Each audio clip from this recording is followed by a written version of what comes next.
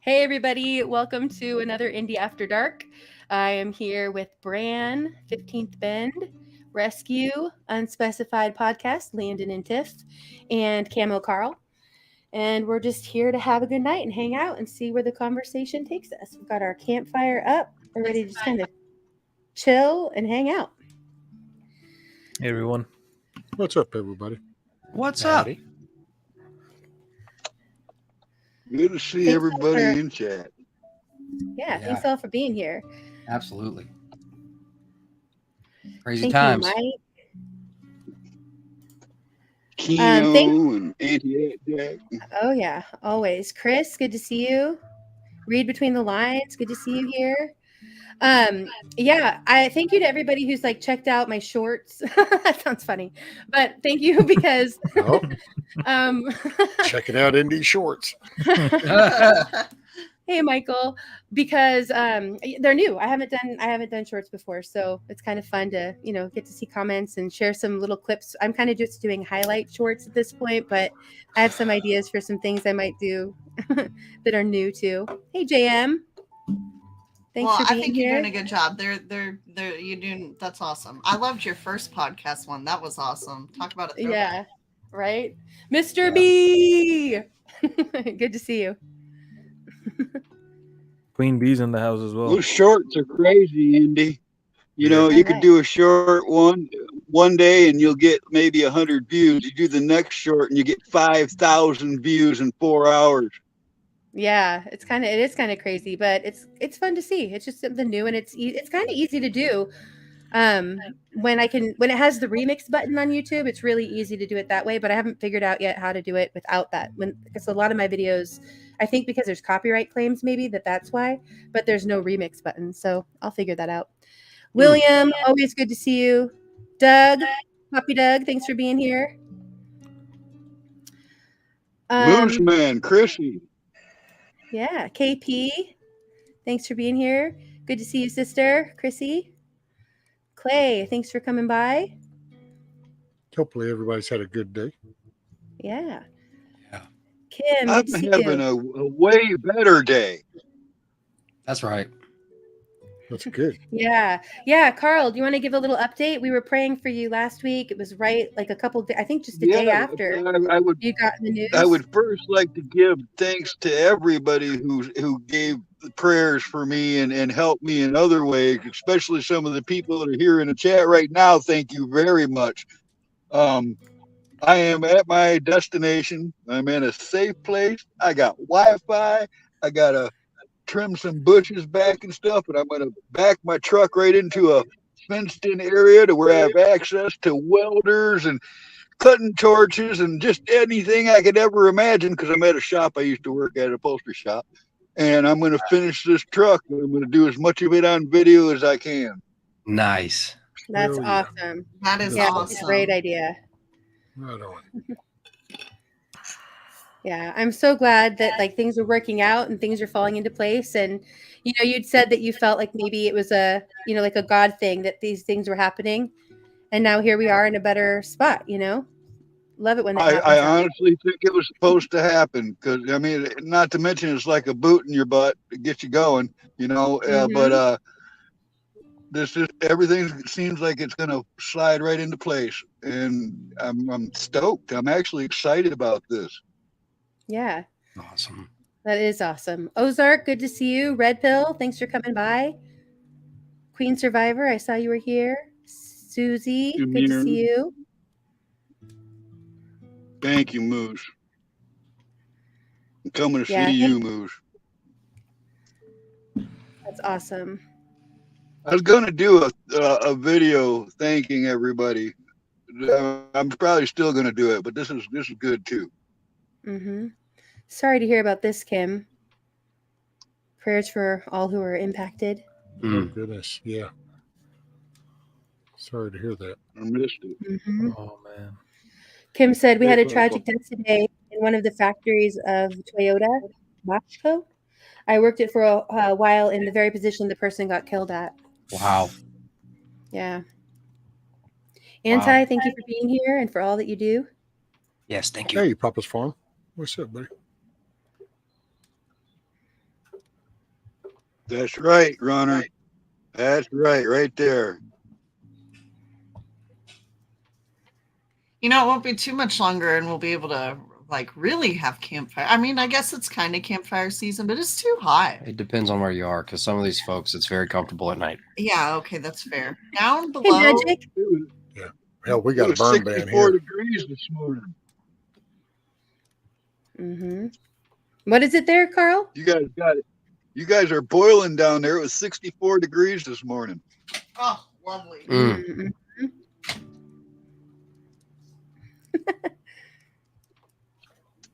Of course, you know, when I had to break camp, it rained for 3 days and everything I own is wet. I have to unroll it all and roll it back up after it's dry. Then the Mhm. power went out for half a day yesterday, where I had no phone and Wi-Fi and all that. It's like the universe is throwing stuff at me and bring it on. You know what you got. Yeah. You're on a good streak now. Things have shifted. That's good. Snooks, Yeah, good to I'm see not even you. letting it bother Thanks, me. Santa. Hey V, Should have seen thanks the for look being on here. What's up, Rich? I'm sorry. I got a picture going to be emailed to me, but you should have seen the look on. I had to get a special flatbed truck to do this because I told the guy this thing weighs at least 12,000 pounds, and he was like, "Oh, no problem, no problem." And I got a video at work to get the truck up on the flatbed, but when he was dropping me off here and unloading me, I'm in the truck. In my truck while I'm on the back of his truck, and he's starting to lower me down.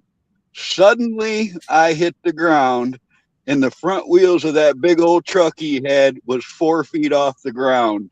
Oh, man. And Wow. I swear, the look on his face. This is a seasoned tow truck. He owns the business. He's never seen nothing like this before. He learned something today. He learned his limitations. Mhm. Yeah, he shot that bed straight out instead of angled down. Oh, he I had had a- it Went out angled there. down. Wait till you see the picture. He got a picture of it after because we just left it like that for a minute. So he took a picture. He's going to email me, and I'll post it. I had a very similar situation recently What? in a tow truck. Hey, lovely queen. Thanks for being here. And Tom, Queen bee. Tom, seen him in a while. Oh, goodness. Hey, what's up, Tom? Is that Truth with Tom? I'm not there yet, but hey, Yes, Truth ma'am. with Tom, good to see you. Always good to see you. Tony Howie just dropped in the chat. The man with the cheat codes. Hey, Tony, good to see you. Glad you're here. Hey, Joe, good This to is see one you of those too. deals.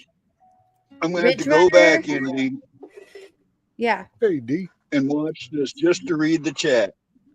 I know, right? Yeah. Moose, good to see you. Cat, good to see you too. I'm trying to do better, guys. Yeah, I'm catching up Moose quick. I'm not going a little quicker. Hey, Maria, glad you're here.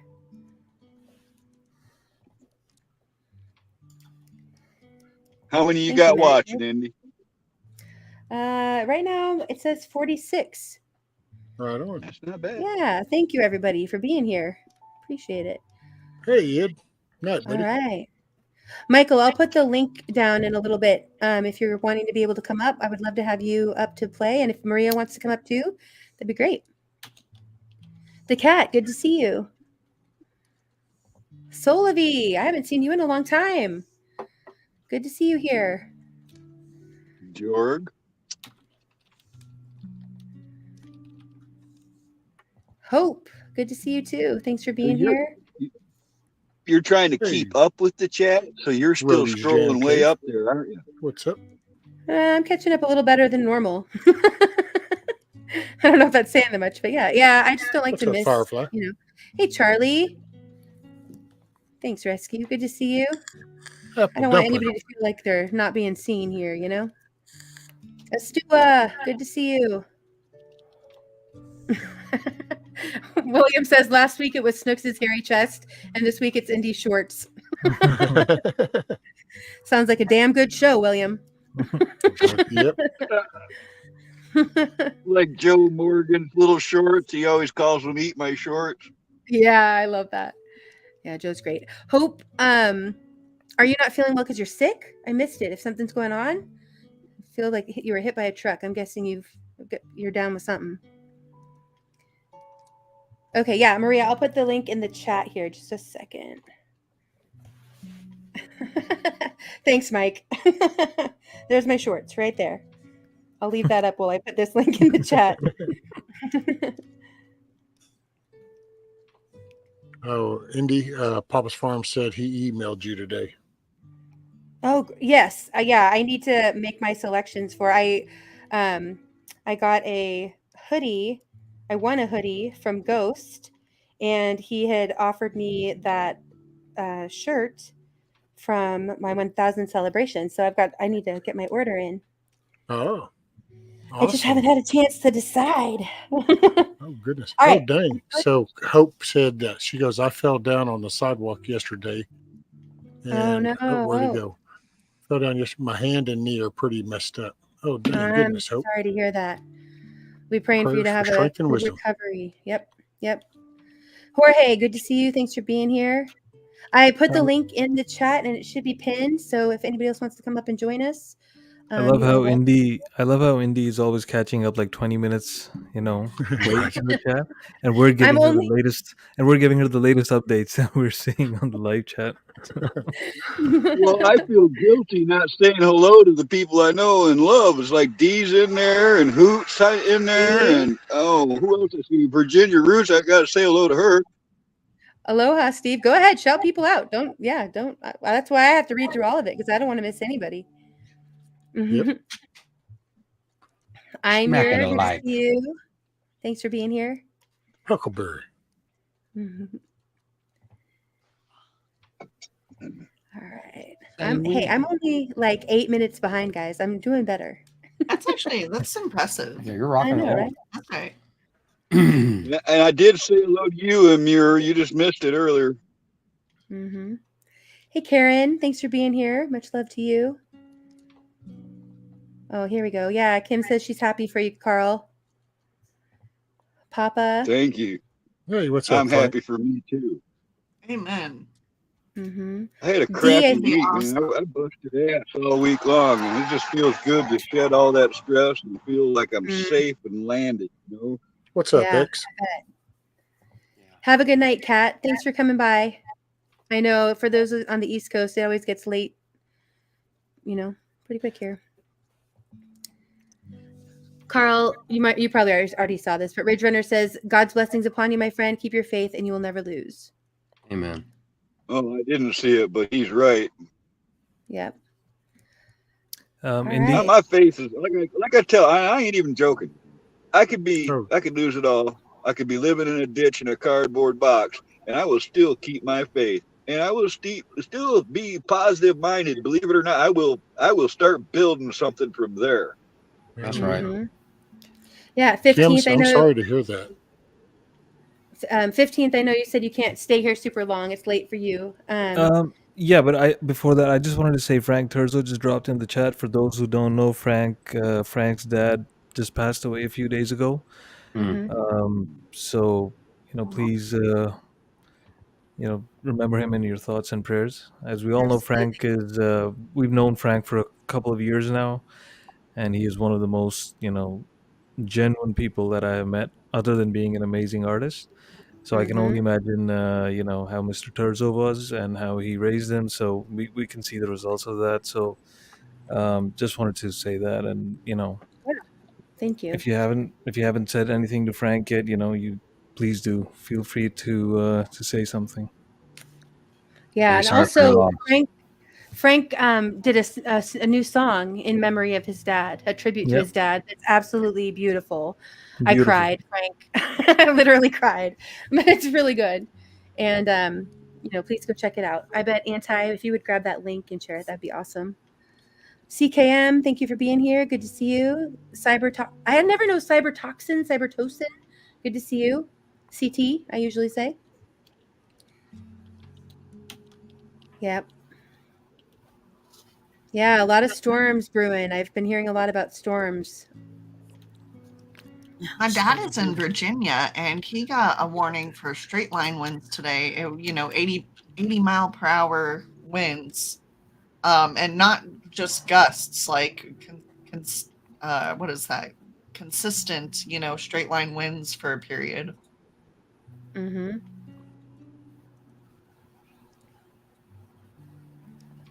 Hi, Indy, panel, chat. Hey, Bonnie. And Good to Michael see and all Maria. y'all. Thanks for coming up. Rhodey, Hey, it's good Dee. to see you. Thanks for being here.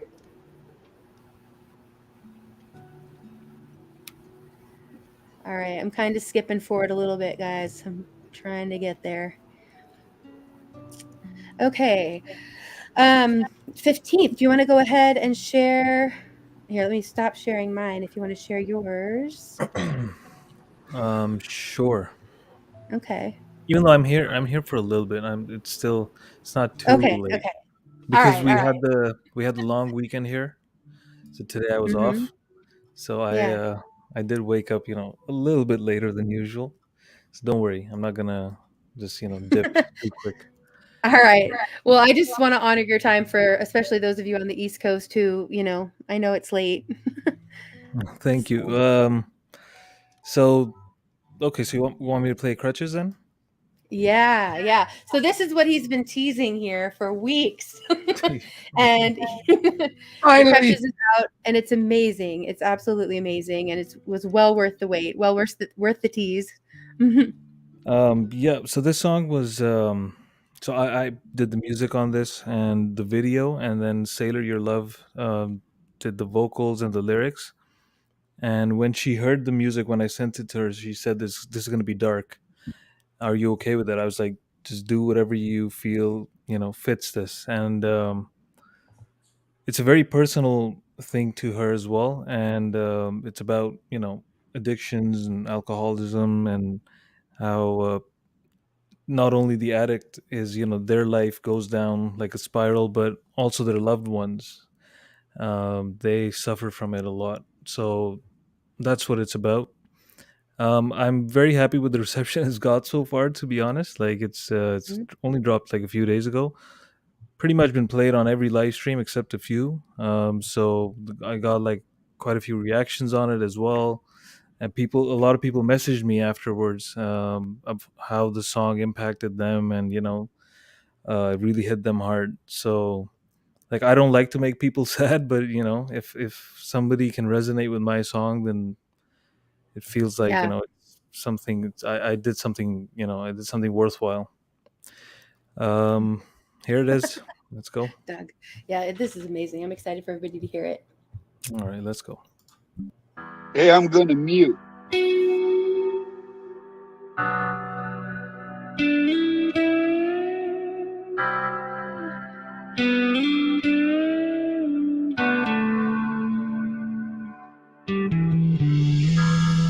So glad you found your crutch to lean on, while I'm left stumbling among the mess. Ooh, I tell myself you mean no harm to those around you, but here I sit, heartbroken, torn to shreds. Oh, why am I not enough? Why won't you put me first? Took a bottle to the heart, I prefer a knife to stop this hurt. Put me out of my misery. Call and send the hearse, because watching hopelessly while you choose, that's not what life's worth. If I could turn back time, would you choose something else? Not darkness or suppression, not a soul on the hand you're dealt. I hope you'd mean your words, all the promises you'd make. You'd finally admit your wrongs, not blame me for your mistakes. Maybe you'd see my side, hear what I've got to say, or would you pour yourself another glass. Make your problems go away. They won't go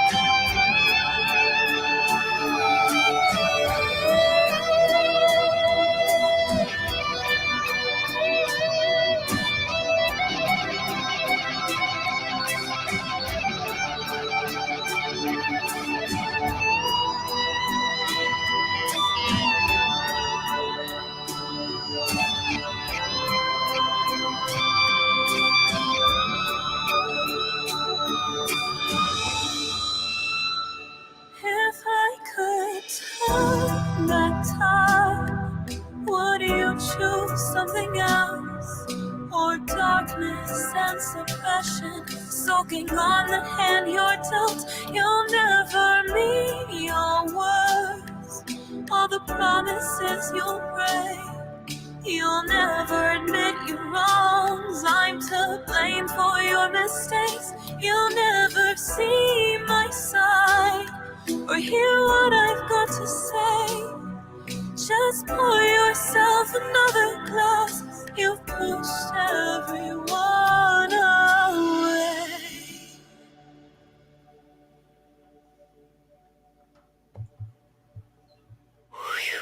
Ooh, that just hits hard every time, and I can't even say how many times I've listened to that now. 15.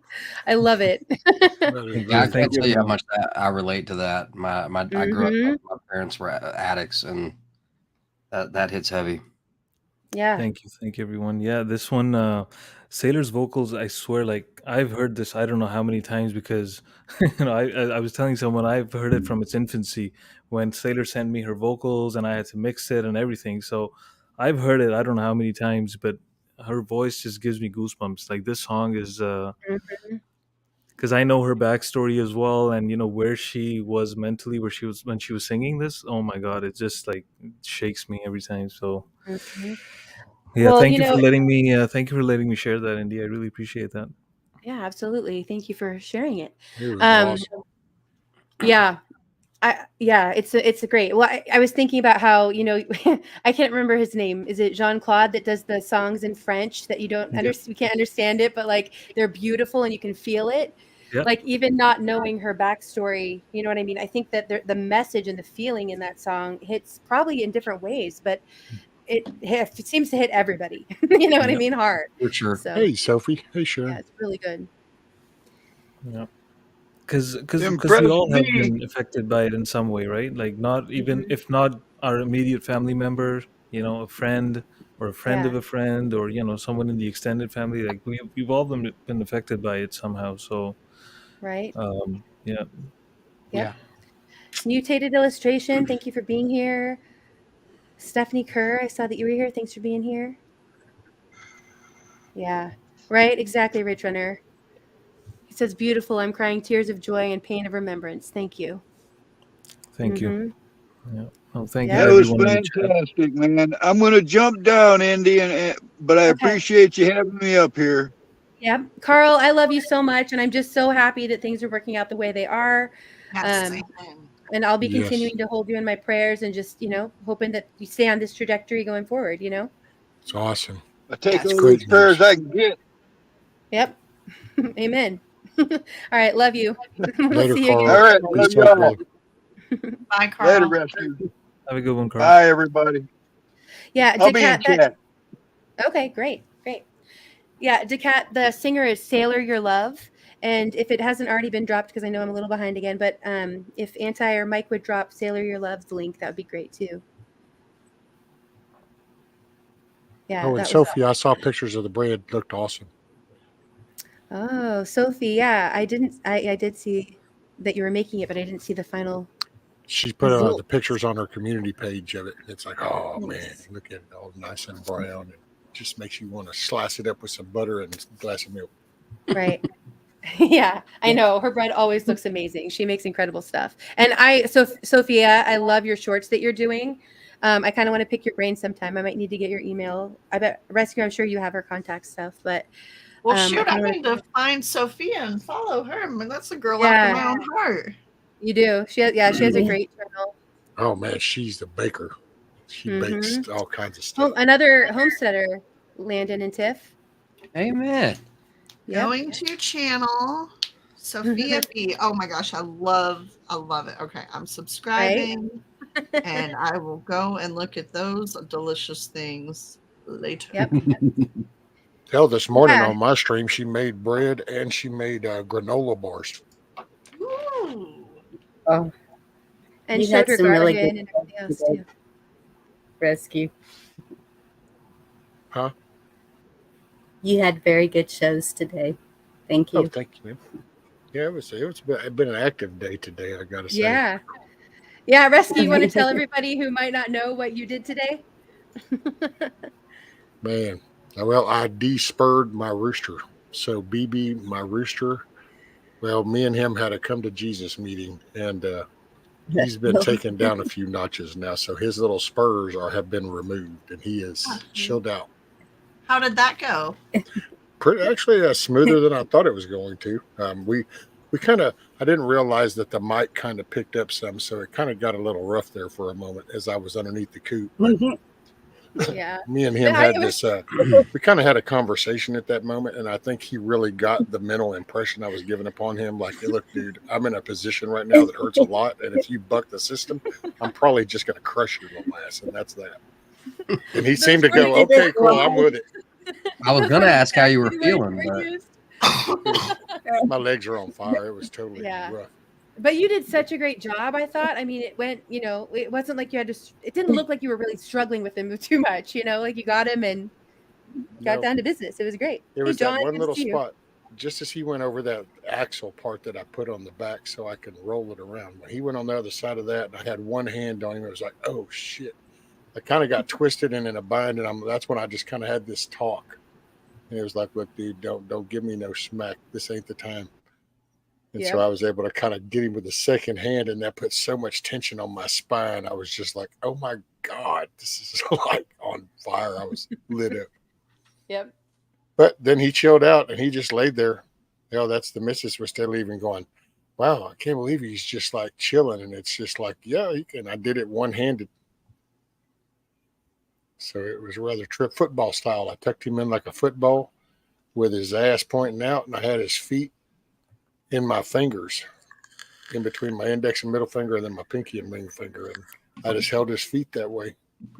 And then I took the channel locks and kind of grabbed him. And at first I got a little too high on the spur, and it was kind of tripping me out because I was like tearing layers of the cone off. And that was kind of like, wait, what? But then Hillbilly was up on panel with me, and he was going, no, just go a little lower. So then I did, well, poop, popped right off. Awesome. Yeah. Mayhem, good to see you. Sharon, thanks for being here. V, good to see you, sis. Kate. Oh, go ahead. No, ma'am, go ahead. Oh, I just saw this comment from KP. He then said, thoughts on the grain elevator explosion in Turkey. And I've heard about that, but I don't know a lot about it. So if anybody wants to speak on that, feel free. I heard about that. Who was it? Rabbit brought that up. And apparently they're trying to say it was some gases, built up gases that caused it. But they're trying to blame Putin for it. So I personally think as soon as the minute they said Putin, I think, okay, so what'd y'all do? Y'all did this self to try to pick the fight with him some more. Is that what y'all trying to do? Because you're a NATO country. I see what's up. Yeah. Yeah. But I did grow up in a region with grain elevators, and they have like very strict rules about like you can't bring any glass near them, or like apparently the grain can be in large quantity. Apparently it can be extremely flammable. Because I grew up in farm country, and silo fires were no joke. Because like that dust, the particulates in the air very flammable. It doesn't take much at all, and then poof. But Yeah. Does it Does add, that mean that right, someone didn't do something? No. I right. mean, Does it add to the bigger picture of like crisis on foods at Yeah. production levels? Absolutely. Right. Yep. It's true. There's a song about that by the Beastie Boys. What's up, Mayhem? All right. Yeah. Sorry, just catching up. John, how's it going? Good to see you up here. It's GG. good to see you. It's good to see you for the few minutes I saw you last night in the in Discord. Yeah, I know. John's been doing like a Sunday night movies in Discord on David Devine's, and I went in there for a little bit, but then I couldn't stay. Oh, cool. Yeah, hey, but Gigi. good idea. I guess I was having some mic issues, but so I don't know if you heard me, but I really recommend you see that movie if you get a chance, Indy, because it's so good for just like it's so relevant for our time, and just how we treat each other. So yeah. So What was the name of the movie? it's called Friendly Persuasion. Yeah, that's right. Yeah. I don't know if any of you on the panel have seen that movie or in chat, but it's a great movie. sounds good. Doesn't ring a bell. No, sure I haven't. It's an old classic. Yeah, it's a movie from the 50s. It was directed by the great William Wyler, who directed Wuthering Heights, and then the other big ones were Ben-Hur, where he won the Oscar, and then of course Roman Holiday. So, but this one's kind of a blend. I love that.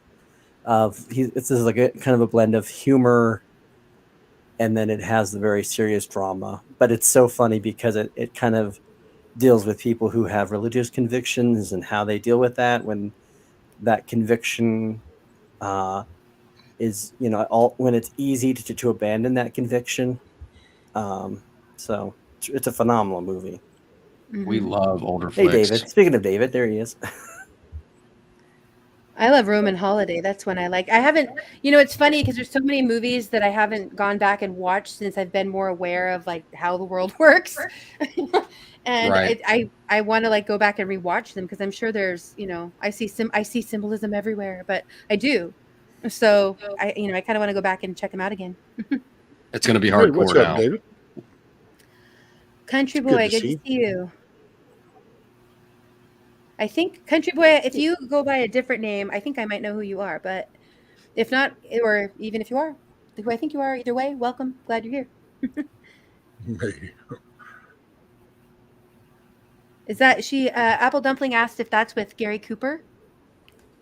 It is, yeah. It's with Gary Cooper and then Anthony Perkins right before he got popular with doing Disney's Black Hole, and then, of course, his immortal role, which was Norman Bates in Psycho. Yeah, there we go. What's up, Gigi? Calm down, David. Calm down. Yeah, just calm down, David. Just calm down. Good to see you. What were you going to say, Bonnie? I was just laughing. In chat, I put that there was also an explosion at a Sherwin-Williams in Garland, Texas. Oh, goodness. Yeah. Paint. Yeah. TT1 Coop Gang. What's I up, wonder, buddy? was it a colorful mess Oh, no. afterwards? Oh, boy. Or was it all just black? I bet it just all turned to Texas black. is not rainbow colored right now. You never know. The containers could have melted and like it made a big old. Right. It could have been like the prettiest art project ever, provided nobody was there. Night, Papa Yeah. Farm. Get you Good some night, rest. Papa. I'm gonna email Papa if you're still here listening. I'm gonna email Ghost directly. So I think he'll contact. That's I think what he said is I'll email him and then he'll contact you. So thank you. The cat says stand ready. All types and scenarios are in play right now worldwide. Yep, That's right. absolutely. 100%. Yes. That is absolutely right. And Tiff's been saying it's going to get progressively, and I agree, as we get closer to 2024. Yes. Mm-hmm. Yeah, and just as my personal opinion, everything that's been done will be done again, but with more severity That's in the right. next cycle.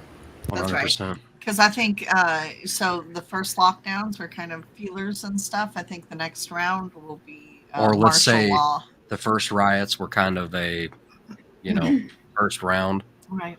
Mm-hmm. So now they got to take it up a level. Because I don't know if you guys have seen, but like our news feed has been really pushing, like, I don't know, racial Well, I don't even think confrontations it's just again. our news feed. I'm sure more than just our news feed showed that fight in Alabama.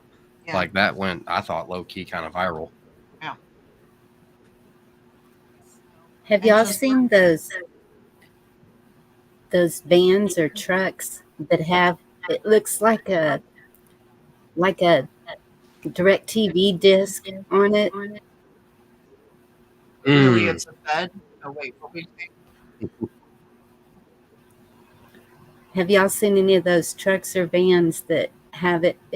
It looks like a satellite dish on the thing. I haven't seen that. Hey, Lady Campion, Songbird, good to see you. I'm sure I've seen them If you see before, any of but those, Well, no, they got a stay lot away of like. from it. You get What are they? What are they? You get Google vans, you get Amazon vans, and you also have geophysical data collecting vans. That's And right. what they'll do is they'll track and they're drawing everything. Well, these are specifically made for crowd control. Like with that LRAD that acoustic weapon. Yep, we saw those too. Oh, Right. yeah. Have you guys been hearing about that noise that they've been hearing, like in Ukraine? Have you been? And I don't know if that's gotten to any of you guys, but I've been seeing videos where these people are just out there in Ukraine, and it's like it's got this, and like it's almost kind of like a weird. It's almost like a horn almost. Like, that's what. Yeah. They call them sky tremors or sky quakes. Yeah. They're saying, Because we've seen reports of these like, this sounds like industrial equipment or horns or something like in the sky, but it's everywhere. Right. Like a lot in California. I don't remember all the places, but and some are thinking that it was related to CERN. I don't know if what you guys think. I believe that. I wouldn't put it past. I mean, absolutely. HARP, CERN, what? Yeah, hold on one second, guys. Ghost, I saw your comment. Go ahead, just go ahead and order. I'll wait a week. It's okay. I'm good. I don't have a problem waiting a week. But thank you. Yeah, I don't know. It seems like everything's kind of connected, really. Absolutely. I've been reading about this scientist from the University of Hawaii who wants to catch an asteroid so they can block the sun out so that they can prevent global warming. Well, yeah. They've been, look, Musk had, they have been doing like quasi experiments, like. Well, and I know I sound like I'm beating a dead horse every time I bring up Billy Goats. Okay. But, I mean, they were actively doing some kind of calcium dispersal right before the riots or during the riots, to try and block out the sun. Well, I remember that year in the summer, Hey, Watchmen. And I mean, literally. We're Irish, and right after they had tried, and it was just a little bit, but for basically 6 months we were out all day long, no sunscreen. Couldn't get a sunburn if we tried. And then around July, it abruptly ended. And I mean, it was sunny days too. So, and it was in the news. We were talking about it on the show. This was a year or two back now, but I'm a part-time pool boy, so but spend some time in the sun. Yeah, they have been trying some crazy stuff. Ooh. MMT, what's that one? 15th? That's a new one. Lady Campion just gave me that title. It means the man with many titles. That makes sense. Good to see you, Pookie. Glad you're here. Dom, I saw you came in. Pookie the Pooksicle. I hope not, Apple Dumpling. The Who's going to allow martial law? I think too many constitutionalists will not. I hope not. Lord help us. Well, but I have heard a lot of bad things about the Who. Well, you mean besides giving information to 5 and 6 year olds on how to masturbate? Yeah, that kind of stuff. Yeah, that's not even the worst of it. I mean, really, if you're talking about the Who. They've, in my opinion, they've got far. That's just one step towards their ultimate plans. Yeah. I mean, just the headlines today, it all ties into everything we've been talking about. Mm-hmm. That's right. Fear not. Absolutely. Shit, no, Abbott's done dealt with that Who stuff as far as for Texas. It don't make a shit whatever Biden might sign over whatever, but Abbott's already come out and declared that as far as in Texas, there won't be no compliance to no Who shit. Mm-hmm. So that's why more states just need to stand up. Yeah. Yes. Michael, I see you've got your guitar out, and I would love for you to get to play tonight and have everybody here. Michael is amazing. His wife, right? Wife Maria is also incredible. And he has so many original songs that are just beautiful. I think the way you write your lyrics, it's like storytelling every time. I really enjoy it. Thanks. Yeah, I always poetry. just stand around with my guitar. People comment on that a lot when I'm up on the live streams that they're like, "Get that man a stool." And I like to stand and I like to have my guitar on. Yeah, so thank you for having me up. Yeah, this is cool. Yeah. All right. Did you have a song picked out to play for us tonight or perform for us tonight? I did, and then I just changed it because 15th Bend played a song that is about addiction, and that made me. It reminded me of a song that I had 20 years ago that I just posted again a couple weeks ago. It's a written tale. It's not about me, and me and Maria are fine, and I'm not an alcoholic. But in this song, it's about a couple. The man's an alcoholic, and the couple is having some struggles. So I would play that. That's called Dogs That Bark. Been excited to hear it ever since I saw you standing there. All right. Well, if everybody on panel can go ahead and mute. I'll see. I think I figured out before how to make it so I can see. We can all see you. Oh. All right. Well, we can be reversed. Here we go. Cool. Okay. All right. So the song is called. Oh, go ahead. Yeah. No, you go ahead. I would just wanted to hear a little bit more about it. Go ahead. Yeah. I'll mute. This song's called "Dogs That Bark," the way it's written, the first two lines are the husband speaking. The rest of the song is the wife, and at the end there's a little pause, and then the husband responds again. So that's my version of storytelling.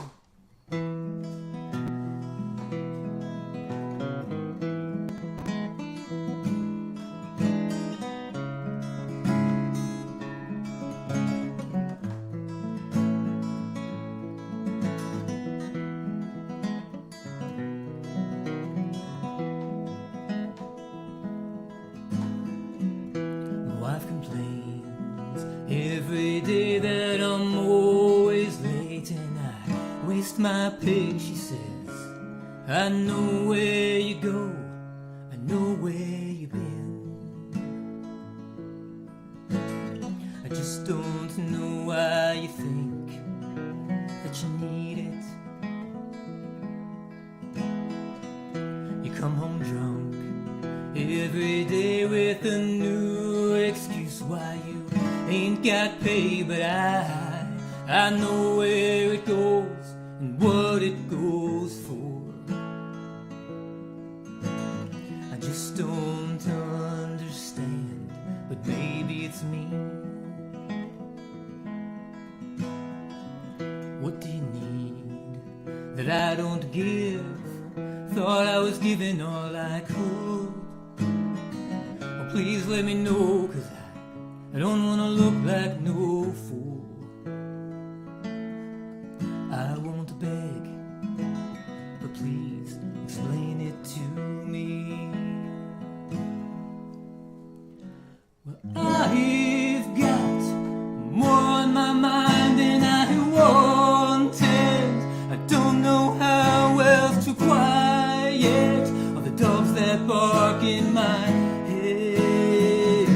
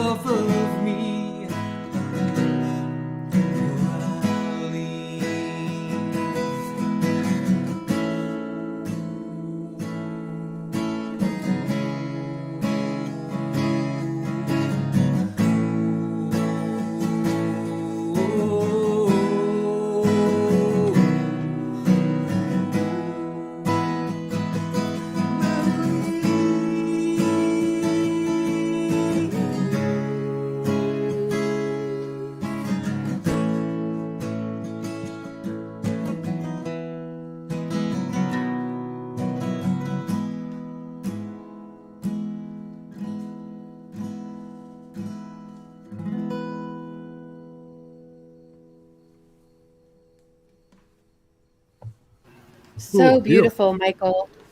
Thanks. So good. Oh, Love And the yeah. sound of that, Martin. Beautiful. Mm-hmm. Yeah, it's a great guitar. I love it.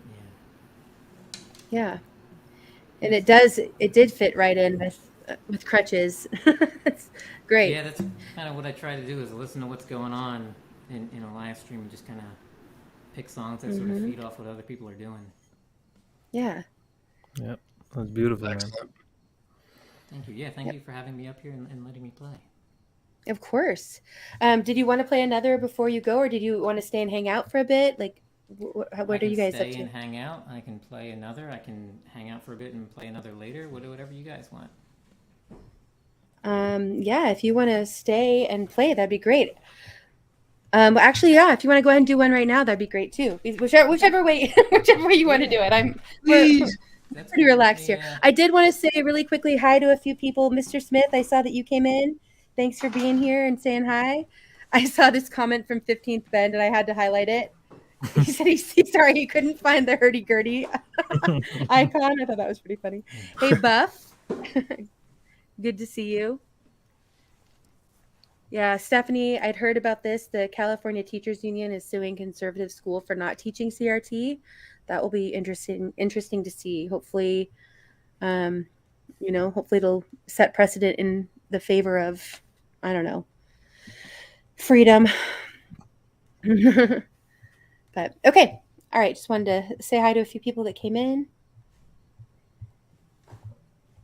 All right. So what is this next song, Michael? So this next song, it's called Nostalgic Song, and it's about there's 7 sins of memory. I don't recall all of them, but I remember learning about them from a friend.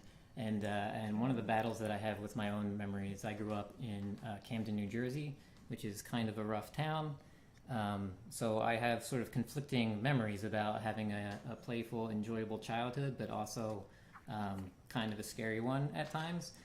So looking back, I still have a fondness for childhood and for the place that I grew up, but it's also a place that I don't want to go back to. So I wrote this song about that. All right.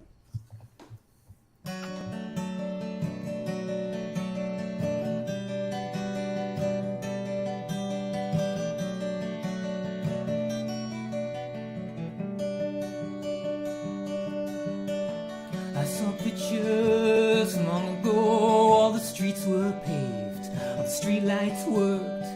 Oh, we never had it quite that good. Every street I knew by heart, we marked treasures on the maps that Lenny's gave out.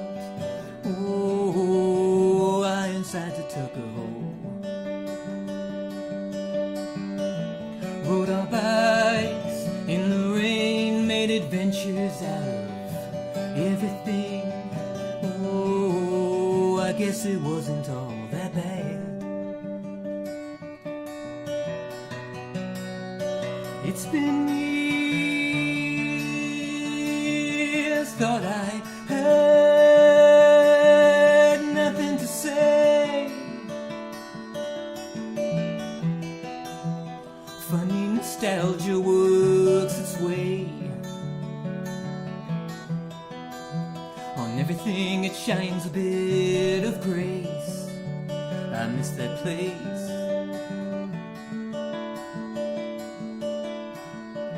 I saw pictures from long ago, same kid, different road. Oh, some things never change, I guess. 40 years, give or take, a better man, less mistakes. Oh, I try my best to move ahead. Settle down close by, never thought about the reasons why. Oh, I don't go back into that town. It's been years, thought I had nothing to say. Funny nostalgia works its way on everything, bit of grace. I miss that place.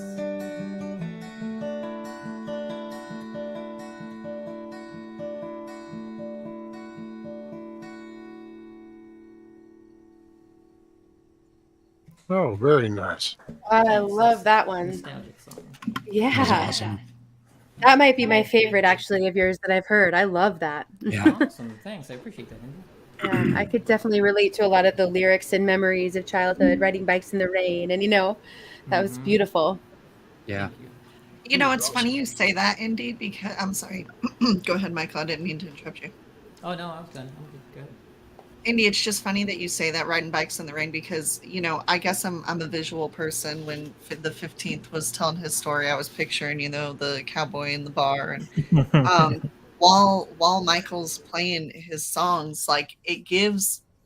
I can't describe the feeling other than like a really cozy pub, and it's raining outside, and you're just cozy and dry and safe. You know what I mean? This is really good. Mhm. Like that's the vibe. Yeah. Yeah, I Yeah. like that. That's awesome. Yeah, Well, it's thank what you I try so to much. achieve with songwriting, just in general, is when there's something that you kind of have floating around your brain, and I'm sure 15th can relate to this because all of his stuff comes out. Everything I hear from you, there's an emotion right in there, and you just try to grab it and you make whatever comes out sound-wise makes you feel that same way again. And if you've done that, then you wrote the song correctly. Yeah. I just want to say, and I hope Michael doesn't take offense to this comparison, because I get a lot of grief for liking this particular artist, but that song reminds me of the same kind of sensation and feeling that I get when I hear Bruce Hornsby Mandolin Rain, where it's reflecting the ambience and the nostalgia of that moment of childhood, but at the same time the pain. In that song, it's about a childhood love, and then that childhood love going away, and then it's listening to the mandolin rain. So it's kind of, it connects to that idea of that sometimes are these moments that are sweet and also sorrowful have that kind of musical undertone to them. But I don't know if you've heard that song or not, Michael. Yeah, I'm familiar, and yeah, I don't take offense to that at all. Bruce Hornsby's a great piano player and a really good songwriter. There's a bunch of songs of his that I love, and yeah, I'm familiar with Mandolin Rain. Michael, I have a question for you. Do you have these songs on your channel as well? Yeah, most of them we're going to start re-recording because I spent 30 years not allowing people to take pictures of me and 20 years not sharing my music. So I just started in December sharing it. In some of the early videos, I'm much more timid than I am right now, and I still feel pretty timid. But I feel like I'm playing and singing them better. So we started doing some Sunday sets and other things in live streams, and I'm feeling more confident and comfortable. Yes, please. So yeah, these songs are on my channel, and we're going to start redoing some of them. Yeah, Michael, I want to make sure you saw this comment from Mr. Smith. He said, Michael, I would like to do some kind of collab with you if you would. We should hook up. Please make that happen. That's awesome. Yeah, Mr. Smith, everything Fantastic. you do. That one you did with Falkenblueser. Oh, yeah. All of the things he does. It's incredible. Yeah, there's so much talent. There's so much talent in this community. It's really incredible. And I love seeing, I'm all about bringing people together and people coming together. And I love when I see people doing the collaborations and it's powerful. Love it. Yeah, and thank you, Indy. I love seeing you in like every chat I ever go in. See Indy there, always positive, always supporting everyone. So that's fantastic. Thank you for doing what you do. Oh, thank you, Michael. Appreciate that. Yeah, it's been nice to get to know you and Maria a little bit. And, you just seem like a really, genuine and authentic person. And I appreciate that too. So thank you for all that you do. Awesome. And we're Summer. I'll hang out up here, but we're going to mute because we have a squeaky chair and a bunch of crickets. Yeah. Okay. Great plan, man. Oh, hey, Summer. Oops, that's what I meant to do. There we go. Oh, now let's see. Somebody say something. It's funny. He talks about crickets. Some People will pay money for that ambience noise. They'll go on an app and pay $3.99 to listen to crickets or traffic or the things that people often are always they're always losing sight of, or Mm-hmm. they're kind of not realizing that what is something that's suffering to them might be joy to someone else. Yeah. Yep. Yeah, I like that. Chrissy Cat says, meaningful lyrics gives me peace. Yeah, that's how I feel about lyrics too.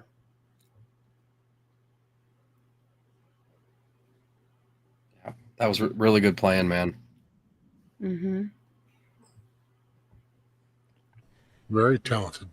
Thank you very much. I really appreciate all the kind words. And I appreciate, singer-songwriter people myself. Obviously I'm a huge Bob Dylan fan and Van Morrison fan. And I think, it's sometimes you get artists who maybe focus too much on the lyrics, too much on the music, and they kind of don't realize how they can accent well into each other.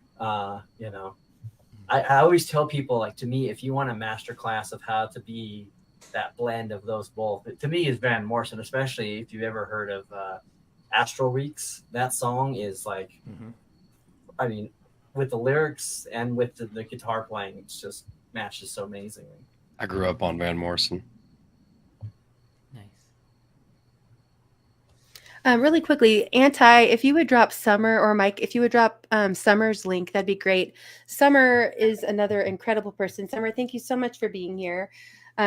We've known each other for quite a while now, and she's just one of those people that is out there doing the things. She has a like an outreach program she does with her community. I mean, I feel like there's probably 10 different outreach programs she's involved with all in one, but she's really out there working with people, and I just really respect what she does. So if you guys are able to sub her channel and go check out her lives, she's an awesome person. Yes, it's good to see her again. Been a minute. Yeah. Yep. Oh, look at this. Michael, I don't know if you already saw this, but Tony Howie said that he'd be up for a collaboration with you as well.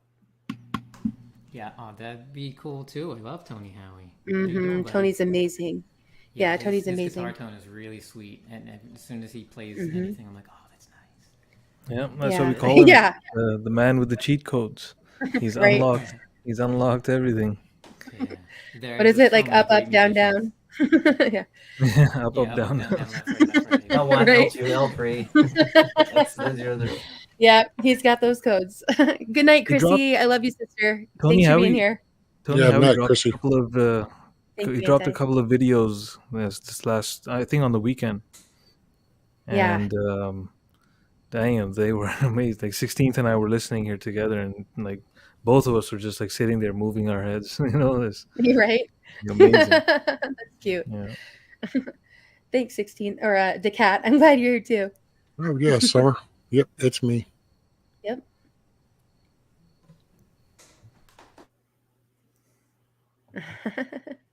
Nice one, Carl.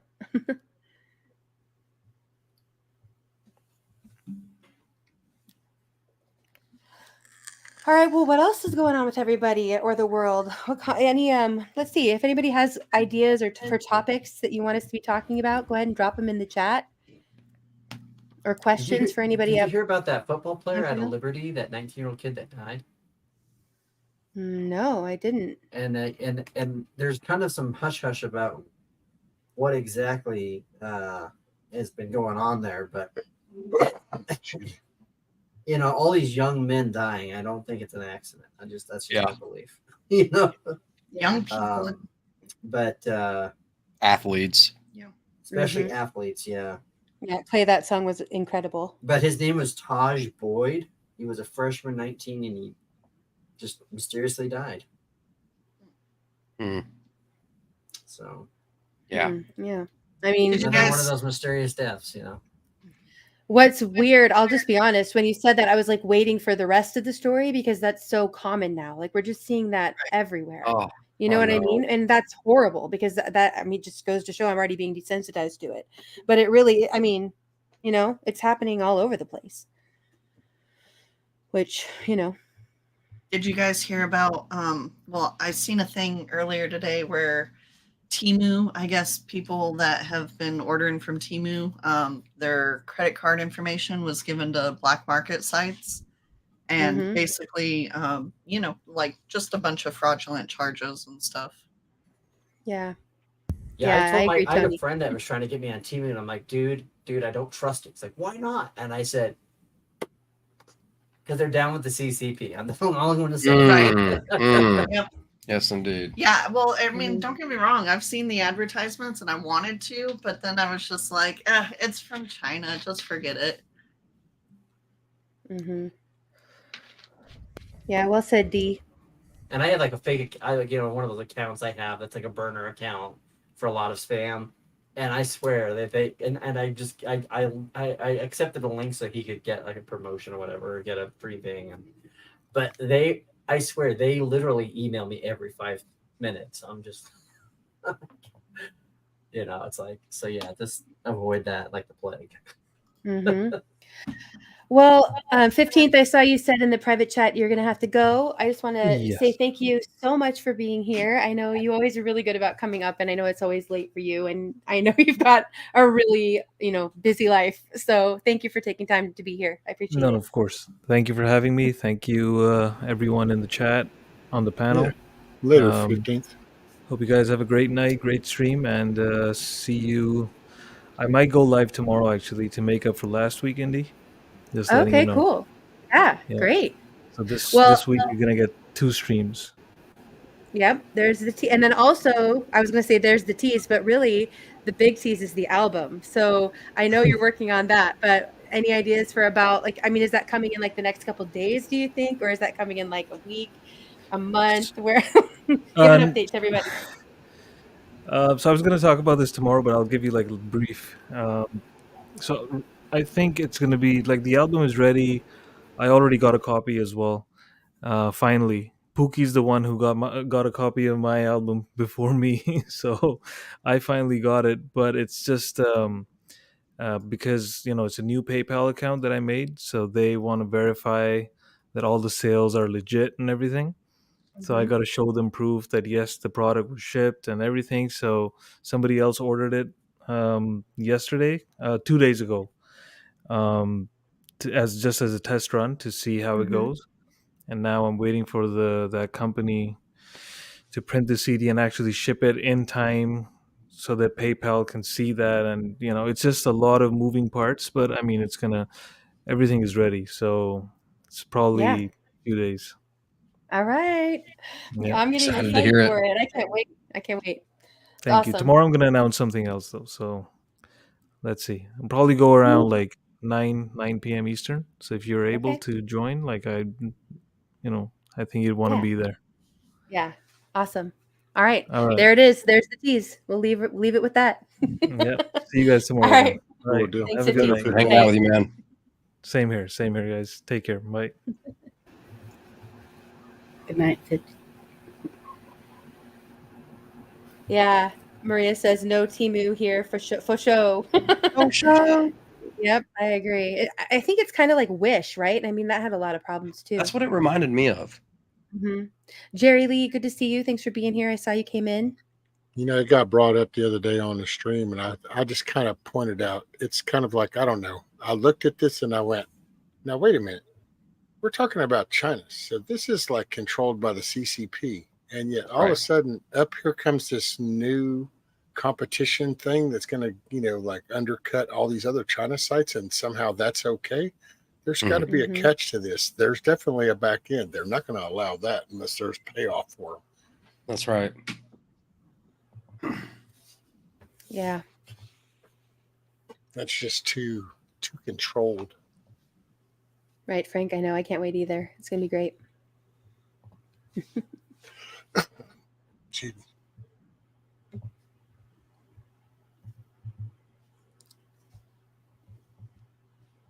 All right. Summer, if you could go ahead and show yourself backstage. Oh, there we go. Awesome. Just make sure it's really you. Thanks, beautiful. How are you? I am good. How are you, beautiful? I'm doing good. It's so good to have you up here. Well, I just got done with my show a little bit ago, and then I went and ate and stuff, and I seen you were live, and I was like, oh, let me go and say hey, because I'm always in the middle of something when you're live. So yeah, no, I know it's great. We haven't been up on panel in a long time together, actually, or I mean, really, like we used to be kind of running in the same circle so we'd see each other more. But I think we've just been both busy, you know? Yeah, I took some time with, I had all that crazy stuff going on. The guy got 6 years for all the stuff that he was doing. So I just took some time to take care of myself. And then, I'm kind of finding my way back to everything. So I'm doing a lot better. There you go. Yep. Well, it's good What's to hear up, Rescue? What's up, Biscuits and Gravy? Right. Hey, you still owe me a date. Right on. A breakfast date. I'm just kidding. You got it. How you guys been doing? Doing pretty good. Got chickens. Got the chicken You got coop. chickens? Got chickens.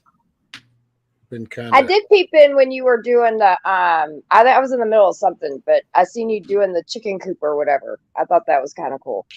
Oh, cool. Yep. Finished it up. And then Nikki, in between prepping, she's somebody that lives local, closer to me anyway. She hatched some chickens for me. So I've been raising them, getting my eggs. And actually today I did a stream and I did a despurring on my rooster. So that's awesome. Oh, cool. What's that? That's where you take them spurs off so they don't like do damage to either the Brew? birds or. I want to get some. I'm in the process of trying to buy a house, and one of my goals is to have a little bit of property. That way, I want some chickens. I don't know why, but the city girl's trying to go country. Right? Yeah, I'm with you, Summer. Same, exactly. I'm trying to be able to get out of the city and homestead. There's just nothing better than cracking your own egg and you're cooking your own egg. There's just something about that. Nothing better. Mm-hmm. Yeah. Well, I think I'm gonna try it. I know we already are out a little ways, so we're looking for a house that that'll have like I said, a little bit of property, nothing like crazy. I'm just gonna do a couple chickens and maybe a garden, which is huge for me because I don't know how to do either, but I'm gonna give it a shot. There you go. You can do anything you put your mind to.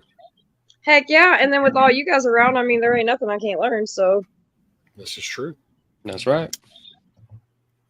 So yeah, I'm glad I got to see everybody tonight. I missed you guys. So do you want to tell us a little bit about what you've been up to with your different outreach and stuff and kind of talk about your channel a little bit? Yeah. So I'm trying to get back into doing some really educational videos on just surviving, as you all know, I'm a survivor of trafficking, survivor of domestic violence, all that. And so what I've been doing here lately is been doing a lot of shows, educating people on that trafficking stuff and having other survivors up also and talking about just whatever. Like tonight we had someone on there and, she talked about like just surviving domestic violence through her mother and, and stuff like that. Not from her mom, but like, her mom and her got away from it. And so I don't know. I just wanted to I'm trying to start doing, cause there for a while I was just kind of like, I don't know. I think I was just caught up in my own stuff. So I was just doing whatever, but now I'm just trying to get back into some pretty empowering educational stuff. And every now and then having a music night and a silly night, or whatever. And then of course, Wednesday nights we do outreach where we go on the streets still doing that. That's never going to stop. We go on the streets, we feed people, give them supplies. And also, I mean, I'm helping homeless people and veterans and stuff like that. But my main reason is being out there is because we know that children are trafficked on the streets and during homelessness and stuff. So to try to help them, we did a couple extractions not too long ago. And yeah, just trying to kick ass and make a little difference in this crazy world. I think what you're doing is amazing. I think the fact that you spend so much of your time giving selflessly is absolutely incredible and, an inspiration to so many people. So well, thank you. It's been a crazy ride this last year because, like I had all that crazy stuff. Like I went through a pretty serious stalking case that kind of re-traumatized me a little bit. So I went through an anger stage and went through a cussing everybody out stage, and now I'm starting to slowly but surely get back to not being angry, but I think it was just becoming a victim again. It kind of made me mad.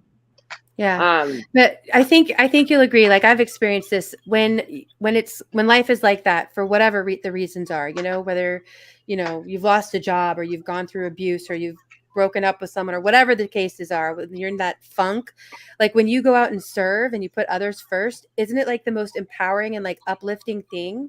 Like it's It's what kept incredible. me it's what kept Yeah. me sane for these last couple, this last, I don't know, 8 months or so, this crazy ride. I mean, because it's been going on for 3 years, but this final last little ride, yeah, a ride that Yeah. I didn't choose, by the way.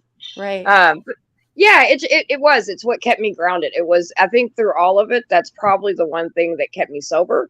It's the one thing that kept me sane in some sense. You know what I mean? Even with my spurts that I had, and there's a lot of people, even from this community, that would come through and check on me and be like, "Girl, you okay?" And I appreciate that, because it was a lot, but I'm getting better. I'm getting, I did pull back a little bit. My shelter's closed for now. Because I was, as we know, I did run a shelter. I closed that for a little while. And I'm okay with that for right now. You know what I mean? I have a lot on my plate and I do a lot of stuff. So I just had to sit back and go, okay, what's important and what can I be effective in right now? And, the streets and helping victims is definitely where I'm most useful at. So that's what I'm going to do right now. Yeah. Well, I love what and you're it keeps doing, me alive. Right. Yeah. I'm glad that, yeah, exactly. I'm glad it sounds like you've been through it in more ways than I had realized recently. And I'm glad you're kind of coming up that other side. We were talking, I don't know if you were in here, if you heard about what Camo Carl has been going through recently, but he had just kind of the rug pulled out from underneath him, literally. No, I wasn't. I just walked in when I said, hey to everybody, what's going on? Well, quick version was that he was basically told that he had to move off of where he was living, his truck and his tent and everything. He had to move it off of the property he'd been on, and because of issues with, I think the truck not being street ready, it became much more complicated. Yeah, it became much more complicated, and they gave him like only 4 days, and he just didn't know what he was going to do. So it was a really, scary time. But he's now come through where some people from the community have been able to help him out, and things have fallen into place, and some people he knows in person life also have been able to step up, and now he's in a really good place that's possibly, he said, even better than where he was at before. So it's one of those refiner's fire moments. It's an upholstery place that he used to work at before, so he actually has access to all the tools and shop and stuff that he used to work with, and he can put his truck all back in together and stuff. Yeah. That's what's up. Well, I'm glad. Yeah, man. I don't know. It's just one of those things. I guess sometimes we have to go through them, and I think when you go through it, it sucks at the moment, but then you get through it and you're like, okay, wait a minute. I'm actually a little bit better. I'm a little bit wiser. I'm a little bit, and I'm, so my prayers definitely for Carl and, continued, but yeah. Hey, if it doesn't kill you, it just makes you stronger. Ain't that the truth?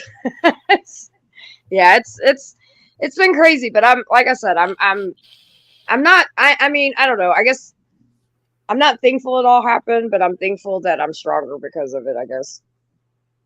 I have a question for you with everything that you're dealing with. I was just curious, what do you think about The Sound of Freedom? Have you seen it? Have you been involved in looking into it? And I know there's people on all different sides about things with that. So I was curious where you land. I know I can speak my truth around here.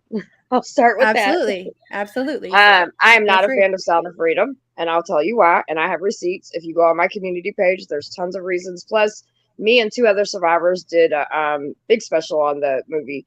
So there's a couple reasons. One, the Colombian cartel is the biggest funders of this movie, and to me, why has the Colombian cartel funded anything anti-human trafficking? 2, Tim Ballard has been asked to step down from his organization because of the use of fundage that he is not accountable for. A lot of accounts that he's done is not accountable for. He's not a positive, active person in the movement. And it's not because he's not a survivor. It's because he does not do what he says he does. And then recently there's been another funder that's been arrested for child kidnapping. And he puts on and not age restricted sugar daddy, sugar baby parties. And to me, I just have an issue with all of that. And so, yeah, I do not support the movie. Yeah, I've heard a lot about this. I haven't dove in a lot, but I've heard enough to know that I think that it is true that he, where that funding comes from. And the ties to the cartel. And I mean, I don't know, it's tricky because it's hard to see how something that's raising awareness could be something not to support, no matter Well, where the money comes from. But at the same time, it, like you said, like, why are they funding it? What's the plan behind that they're doing it? well, I don't know. being a survivor, and we understand the power and control aspects of things, and people that even are not survivors, right? If you step back and you, like I said, I'm thankful that the movie has brought conversation. It's brought a lot of conversations. I've been doing more shows about anti-human trafficking in the past couple weeks than I have in a long time. So I love any time that we could have conversations where people can get educated, learn about safety so they can keep their babies safe, right? Like that's the ultimate goal. But absolutely, we also have to have the conversation that all awareness is not good awareness. When he first came, his organization first popped up, and I shared a conference, audio conference that we all did in 2020, I think it was, and it was through Underground Railroad. It was through his organization. We did a big training thing or whatever. And, we kept telling them, like, we tried to work with them. And when I say we, I'm talking about the National Survivor Leaderships. That's kind of what I'm a part of, that community. We're like, hey, we want to support you because anyone that's doing extractions, you're saving children. I don't care that you're not a survivor. I want to back you. I want to partner with you. I want to, you know what I mean? Like, I want to support, right? But there's just, not all awareness is good awareness. I had a huge issue within the movie, and trigger warning for everyone, but one of the men, him and Tim Ballard, are sitting at the table, and he goes in to talk about how he gets, because I did see the movie. He goes to talking about how he got into advocacy, and in his advocacy was because he had just got done having sex with a 14-year-old child, and he's seen kitty cats painted on her toenails. The fact that that was even like, I just question a lot of the people that are continuous around this movie that has involvements in his teams that have been, there's black and white documents, and people say, oh, it's because they don't want them, Hollywood doesn't want people to know what's going on. Well, if people listen to the survivors that survived this horrible crime, we've been saying every single thing that needs to be said for a long time. Hollywood, politics, blah blah blah, right?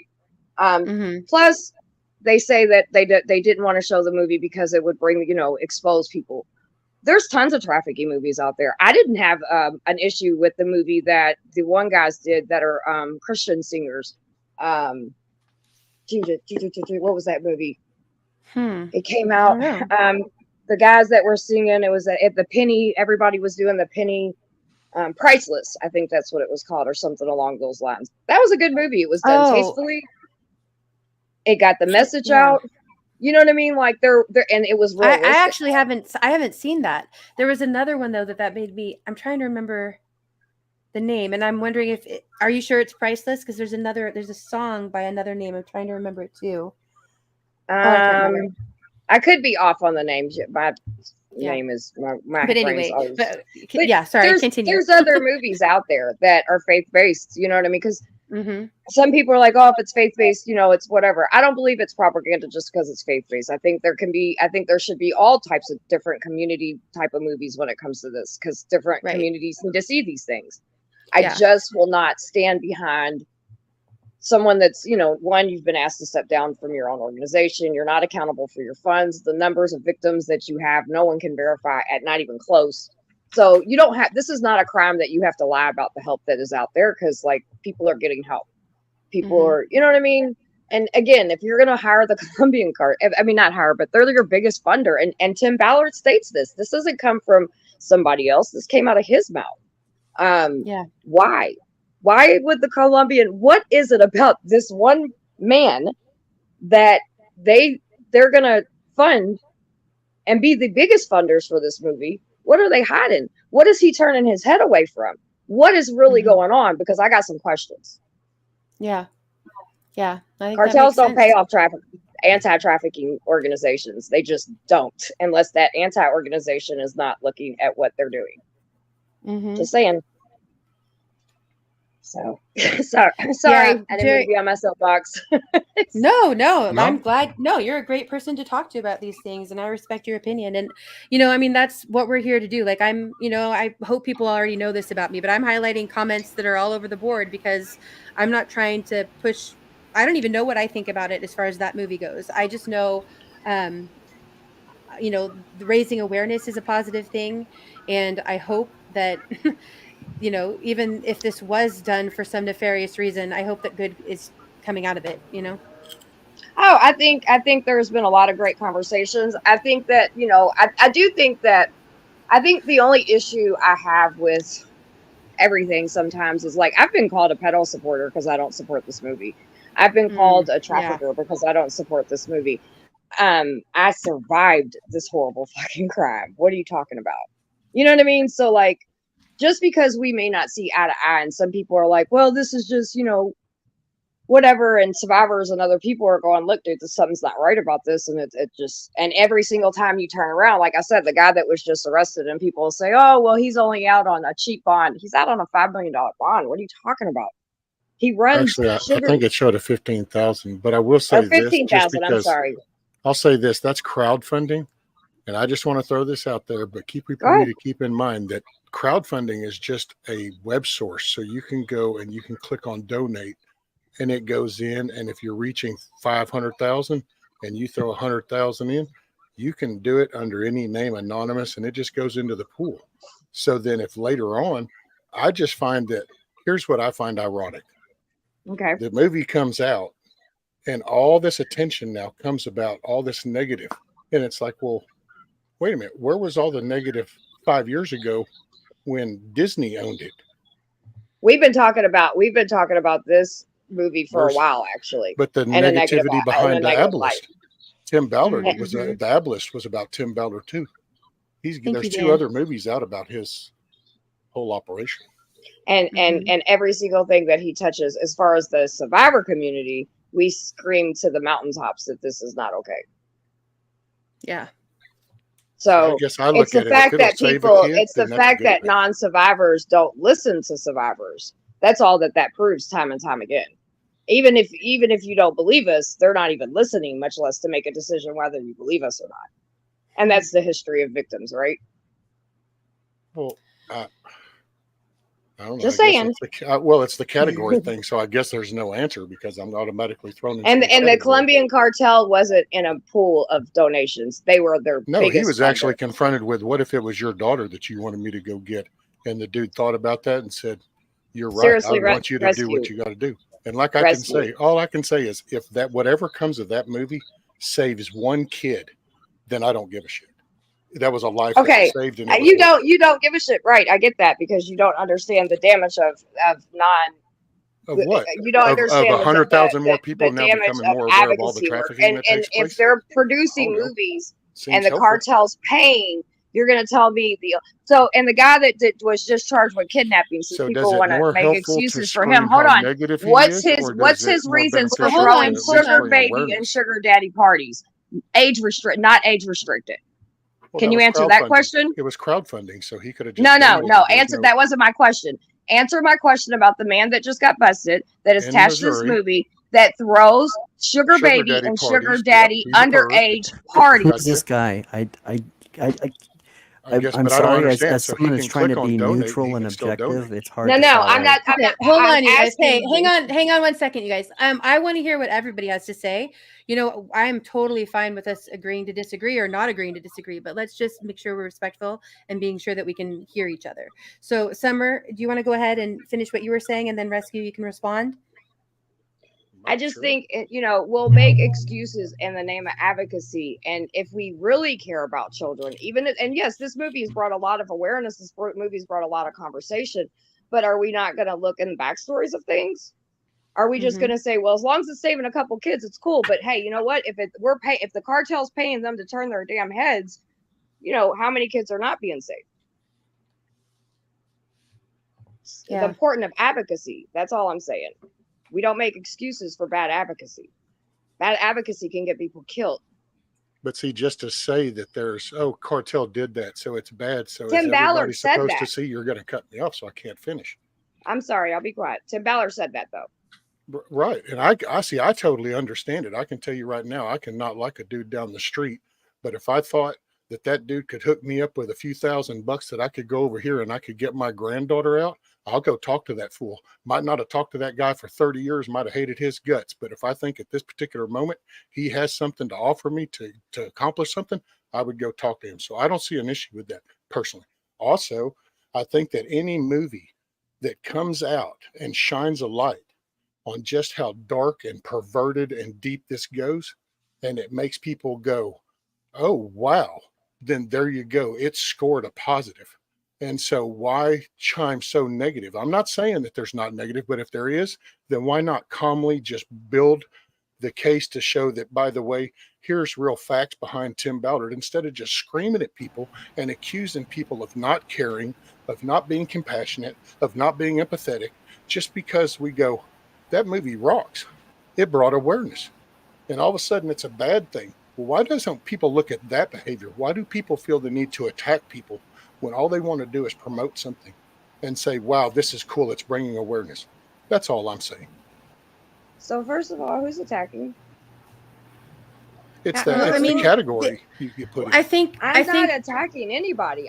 If I just because I'm saying, hey, these are the issues that the survivor community sees, right? And advocates, even non-survivors. This not people that are tied to an agenda, not people that give a shit about which way things go, people that survived it, right? So I'm not attacking you. I'm not attacking anybody. I'm literally just having a conversation.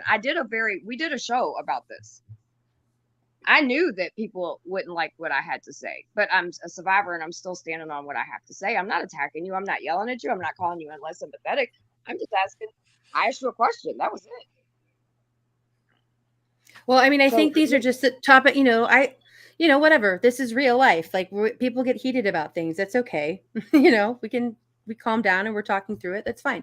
These are the subjects I think we need to be talking about so that we, if nothing else, we can be asking the other questions. I think it could be both. I think that this could have people behind it that backed it for some nefarious reason that I don't understand.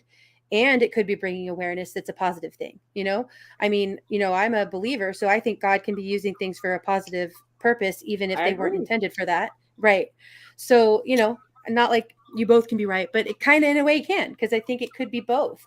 But, and like I said, I have not done a deep dive to know where I stand as far as this movie is concerned, but I know that I've seen a lot of, conflict on both sides. So. And just it's good that we're asking these questions. Yelling. I actually turned my mic down because I did a show earlier and forgot that my mic was still turned up. I wasn't yelling. My mic was just all the way up because I did a show earlier. So Wingnut, good to see you. I just want to add a couple of questions and comments because just as someone that was trying to get the full range of what Summer was saying in information, and I'm not, so if I'm wrong, please let me know if I'm wrong, but it seemed like you were saying something and referring it to something that happened in real life, and then something that happened, because I've seen the movie 3 times, and something that happened in the plot of the film. And I think it's pretty obvious that, and even Tim has said about what parts of the movie are actually what really happened, and parts of it that have been used for artistic license to tell a story. But so, because you were talking about the ex-Colombian guy, the money mover for the cartel, but then you'd said that the cartel had sourced the money, and I was just curious. Where have you been hearing that from? Where the cartel's been sourcing that money? Because I hadn't heard that, so I was just curious about that. Was that for me or that was for you, Summer? Because I was just trying to make sure Tim I Ballard understand. Did an interview. Tim Ballard did an interview. I'll have to find it again, and I can post it on my community page. But he did and I mean, I ain't gonna lie, I just smoked the shit, so I'm just chilling. I really didn't come in with receipts thinking this is what we were going to talk about tonight. I did do a show reviewing the movie. You guys can go check out if you want, but I can also post some stuff on my community page. But Tim Ballard actually did an interview and stated that came out of his mouth. I didn't listen to what other people said. That came out of him saying that the cartel was his biggest funder. So the biggest funder for the movie, or the biggest funder for his operation? Because that's what I was trying to understand. Oh, I'm sorry. Because it sounded like you were saying the cartel sourced the movie, and then Rescue was talking about crowdfunding for the movie, and it sounded like we had 2 ships missing at sea there. And that's Well, why I I was was trying to talking get about that. two different people. I had mentioned that the cartel was that Tim said the cartel was the biggest funder for the movie. Right now, he's been he had to step down from his organizations. There were questions about the amount of funds that he was bringing in or wasn't bringing in, and where they were going as far as that goes. That's public records. That's all his nonprofit stuff. But as far as the movie goes, I was saying that the cartel. Now, what I did say was there was another funder, right, that just got busted for child kidnapping. He also hosts his paid parties of sugar babies and sugar daddies. Now, I've stated that I am glad the amount of conversation that this movie has brought to force. It's sad that there's a huge division in it. And like I said, it's sad that when people that have survived it have been called predators, have been called pedos, have been called all this. Like, I've been called these things just because I point out, hey, I have some questions surrounding the people that are attached to this movie. The movie itself, I'm thankful for the conversation that brought up. The Right. movie, And I think you is make a not the legitimate issue for me. point. I think you make a legitimate point, which I think is important because now I thought the movie did a better job of actually explaining how the wife felt about them doing this. And again, that's the whole important thing about this movie is I hope whoever watches this realizes, and sometimes you get this with certain films, and I'm sorry, it seems to be with also Christian entertainment, faith-based source material companies that seem to be the notorious ones for making movies that have a very compelling narrative, but blend facts. For example, I can only imagine if you were to watch that movie, it would seem like all that happened like within like a month, and it compounded like years and years and years of that guy's story. And I think the other thing is that this film, there are things in it that the filmmakers brought to it to bring an artistic license to tell a story, which is typical, right? And I mean, think that's what Hollywood does. But I think it's important that people realize too that that they shouldn't look at this movie and see this as the authentic way that Tim Ballard feels about the situation or how he even acted in the situation, because I do know that his wife said something I thought was very troubling personally.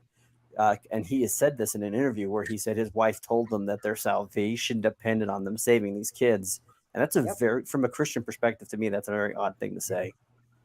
But I think you make a good point, Summer, in that, and this is always the thing, which is that groups that do things like, because again, the way the movie would make it seem is like he just left his job because he felt so compelled. And there could be a reality that the reason why he left his job is that he found a way of making money off of this. And there are people out there who are making money out of advocacy. And that is something that people need to be aware of that if that's happening, for sure. Well, it was my understanding that the cartel money was actually for that particular mission, because who actually paid for the movie was way back with Fox. And Fox Media Group is actually who first produced this movie. And then Disney bought up Fox Media, and then they sat on it for about 5 years. Hence, then the crowdfunding thing kicked in, because then a group, Tim Ballard, the Underground Railroad, and some other people started crowdfunding to actually legally fight for the right to get the rights to that movie, then to release it. And then that's where the crowdfunding kicked in. That was to my understanding. Right. And I can't argue with your understanding, because you're going to believe what you've intaked, and other people are going to believe what everybody intakes. And that's fine. Right. I look at the facts of things. I look at what came out of the mouth of the person that the story is all about. The movie is not the issue really for me. What the issue is, the people surrounding the movie, right? Like, that's the biggest issue. And the fact that people don't hear me when I say that, and don't step back and go, okay, well, you know what? Let me just look at some of the people. And no, the child thing didn't get debunked. He's out on bond. So like, he really just went to jail. He really just got arrested. And yes, there's an issue if all these people surrounding this movie, their own claims with their mouths is this is something that's dear to their heart and they want to save the children, but yet in the same flip of card are also exploiting sugar babies, parties, no age restriction. I come from the sex industry. Are you kidding me? And the fact that US we're is just number one talk, producer hold on, and consumer. I didn't interrupt you. Hey, sorry, really quickly. I want to give Michael and Maria a chance to say goodbye. I know you guys have been waiting. Thank you so much for being here. I really appreciate you guys coming in, and Michael for performing for us and sharing your talents and gifts. Thank you. Yeah, absolutely. Yeah, Messages too. Thanks for having me up. Mm-hmm. Yeah, we're on the East Coast, and I got work in the morning. Yeah. So that's only a few hours. Right. Away. Go get some good sleep. Well, anytime you're able to come and pop up and play for us, or just come and hang out, I'd love to have you guys here. Sure, absolutely. Yeah. Thanks again. Good night, everybody. Good night, Michael. Good night, Maria. Good night. Yep. Much love, Maria. I do have a question for Summer, and I want this from the people that you're around and in the victim side, if you've heard things, but I have been often wondering if Chad Beddington, I think it's his name, Chad Beddington, from Lincoln Park and Chester, that's right, thank you, Chester, and then Chris Cornell, like there was talk about these guys who committed suicide, but I know that Beddington was actually working on a documentary about people who are being trafficked for sex. I don't know if you've heard anything on that, Summer, or not, but I'm interested in knowing if you have, because that's something I think has been kind of let out, and people have kind of forgotten about some of that stuff that's happened with that. I mean, I've heard some stuff about it. You know what I mean? It wouldn't surprise me if, doing this work when you are on the front lines of this work, regardless of what's going on. It's very dangerous. It's very heavy.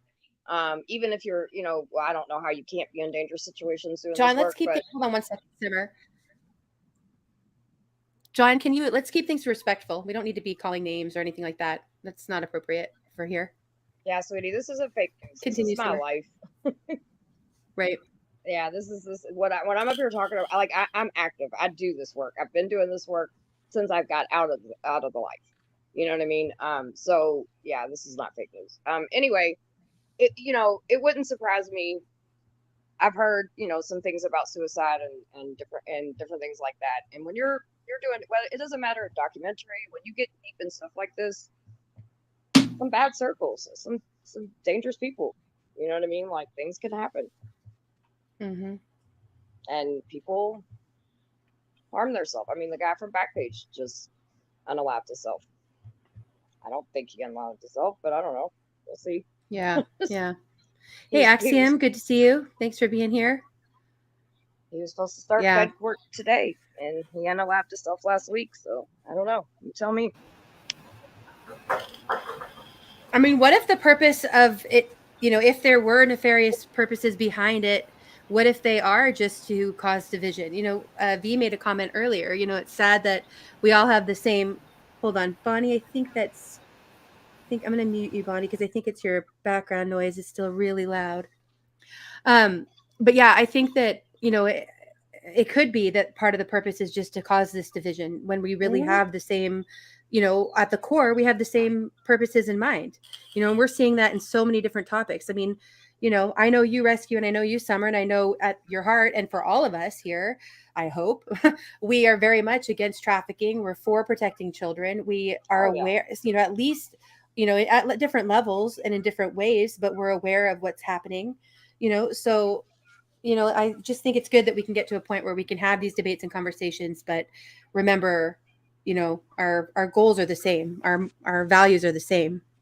Oh yeah. I mean, look, I love Rescue, and anybody that's ever seen me and Rescue on a panel, we always tend to go a little bit back and forth and challenge each other, which is not, I don't see anything wrong with it. I have respect for Rescue. I love Rescue to death. Always have, so, but, and it's frustrating, for me, like, I'll be honest with you. Like, I think I was in this community around when I went to New York when the Maxwell case was going on. I think I just came around you guys. I think it was just before that, right?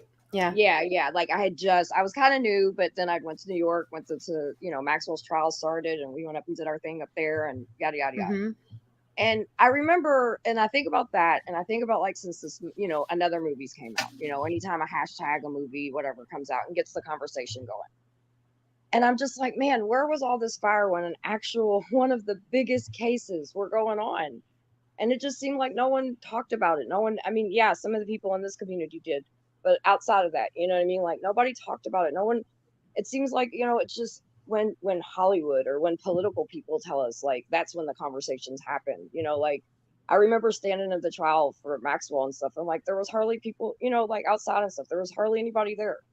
And I was just, I mean, there were people there, but you would think as many people that want this, because I think that no matter how we believe it, we definitely all are against anything happening to our babies, right?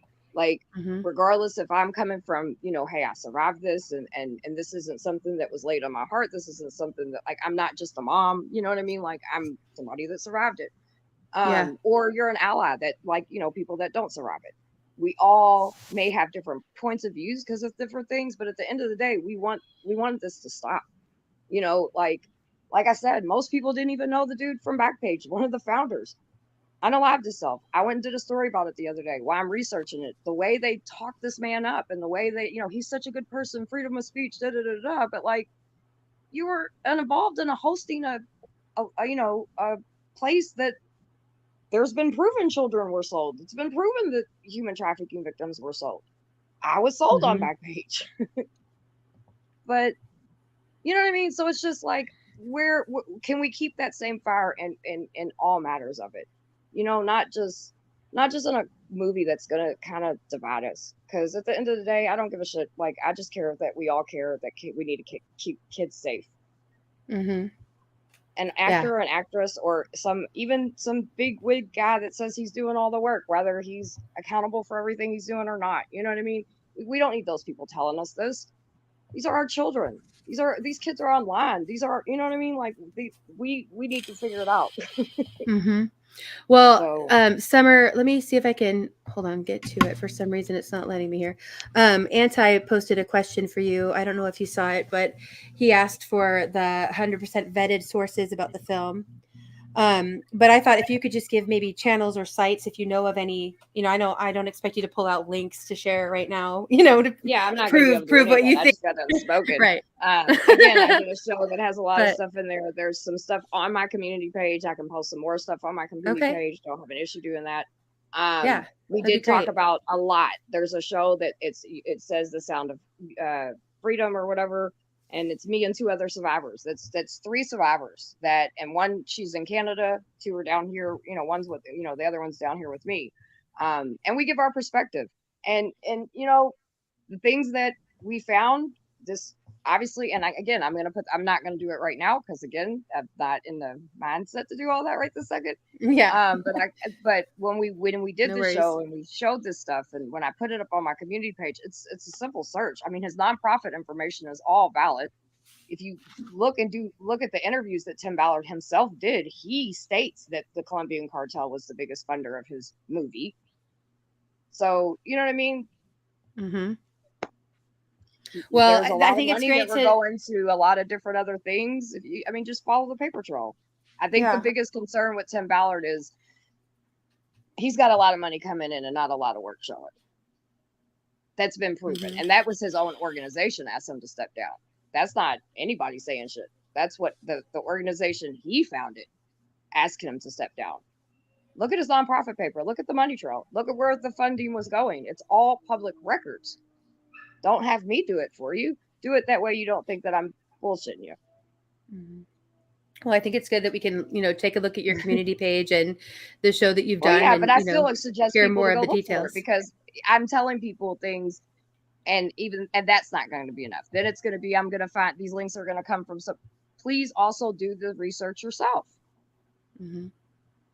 I will say one thing I noticed around here that got attention was the way that the theaters treated that movie.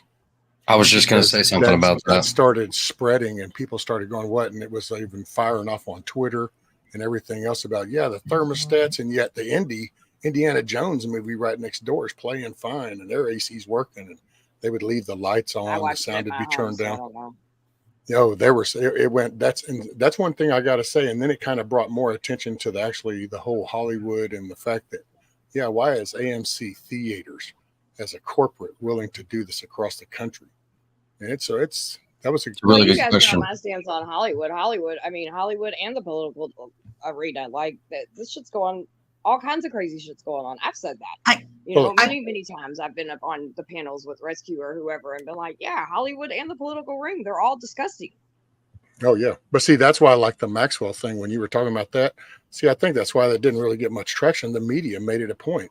It's kind of like the whole Hunter plea deal thing that just went down with the submarine. They kept that a big thing, like the submarine happened. What would you do if I told you there's ties to Maxwell and all them together? Oh, that wouldn't surprise. I mean, it's that is such an extreme perversion that's definitely a one of a kind club. So yeah, that's all intertwined. I would just urge caution about looking at just a couple of videos online and thinking that this is something that happened in different places, and because there's a lot of weird things that happened, and again, I don't want to diminish those things that happened because they did happen, but it's so difficult. I think this movie shows that, I think, on both sides of the spectrum, on both political sides of the spectrum, on both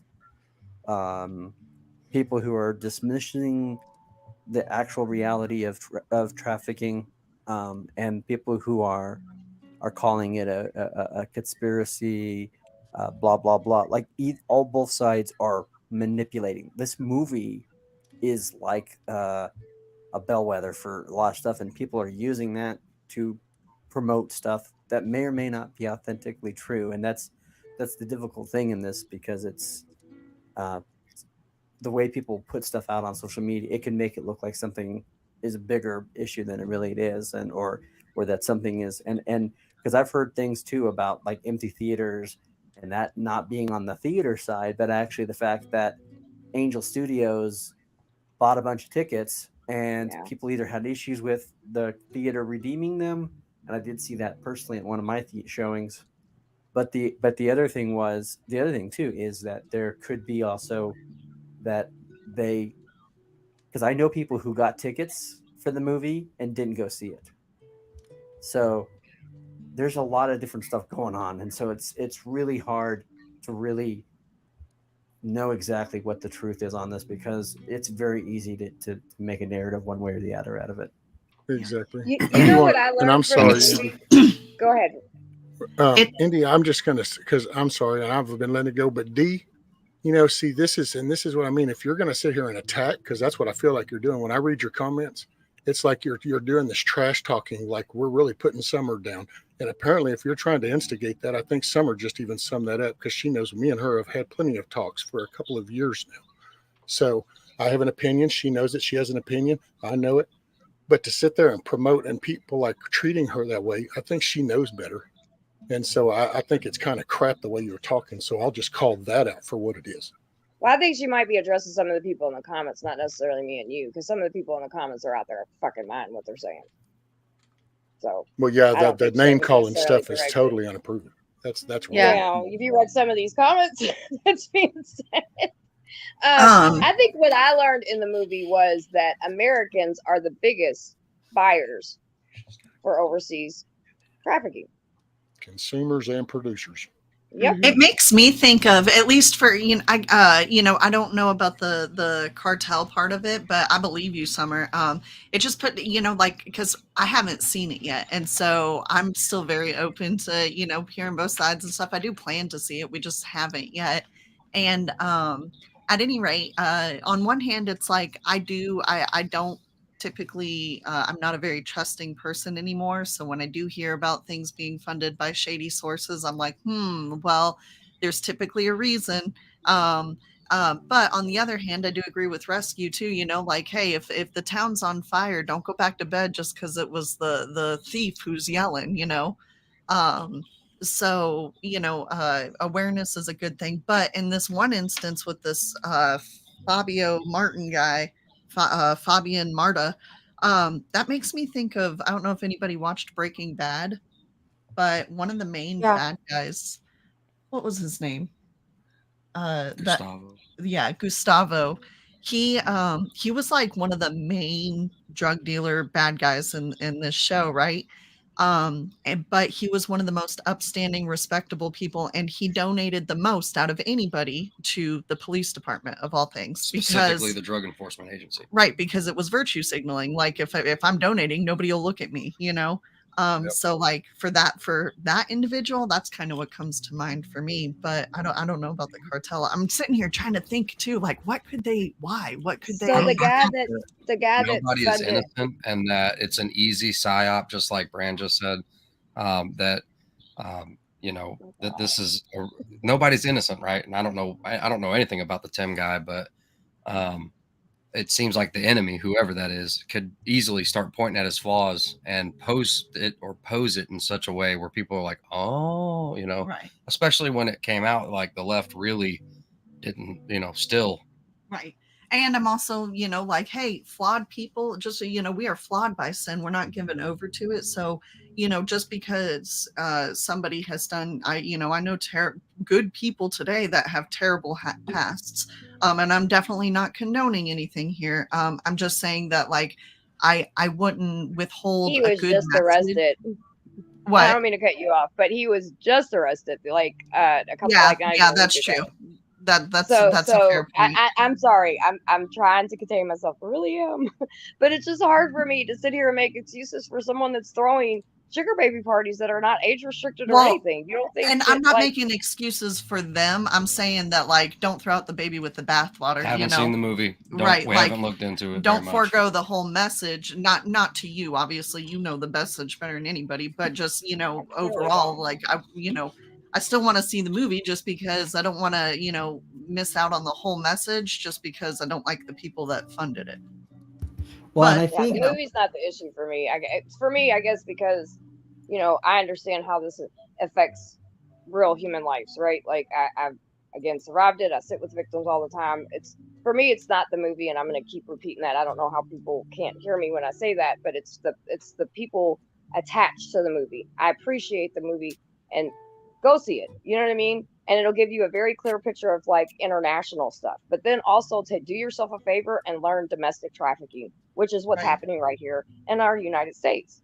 Yeah. Right? So that's what if I have a wish for, this whole outcome, I'm going to question people that are attached to anything that comes to victims. It's what I'm supposed to do. And anybody that doesn't understand that, then you don't understand how any of this works.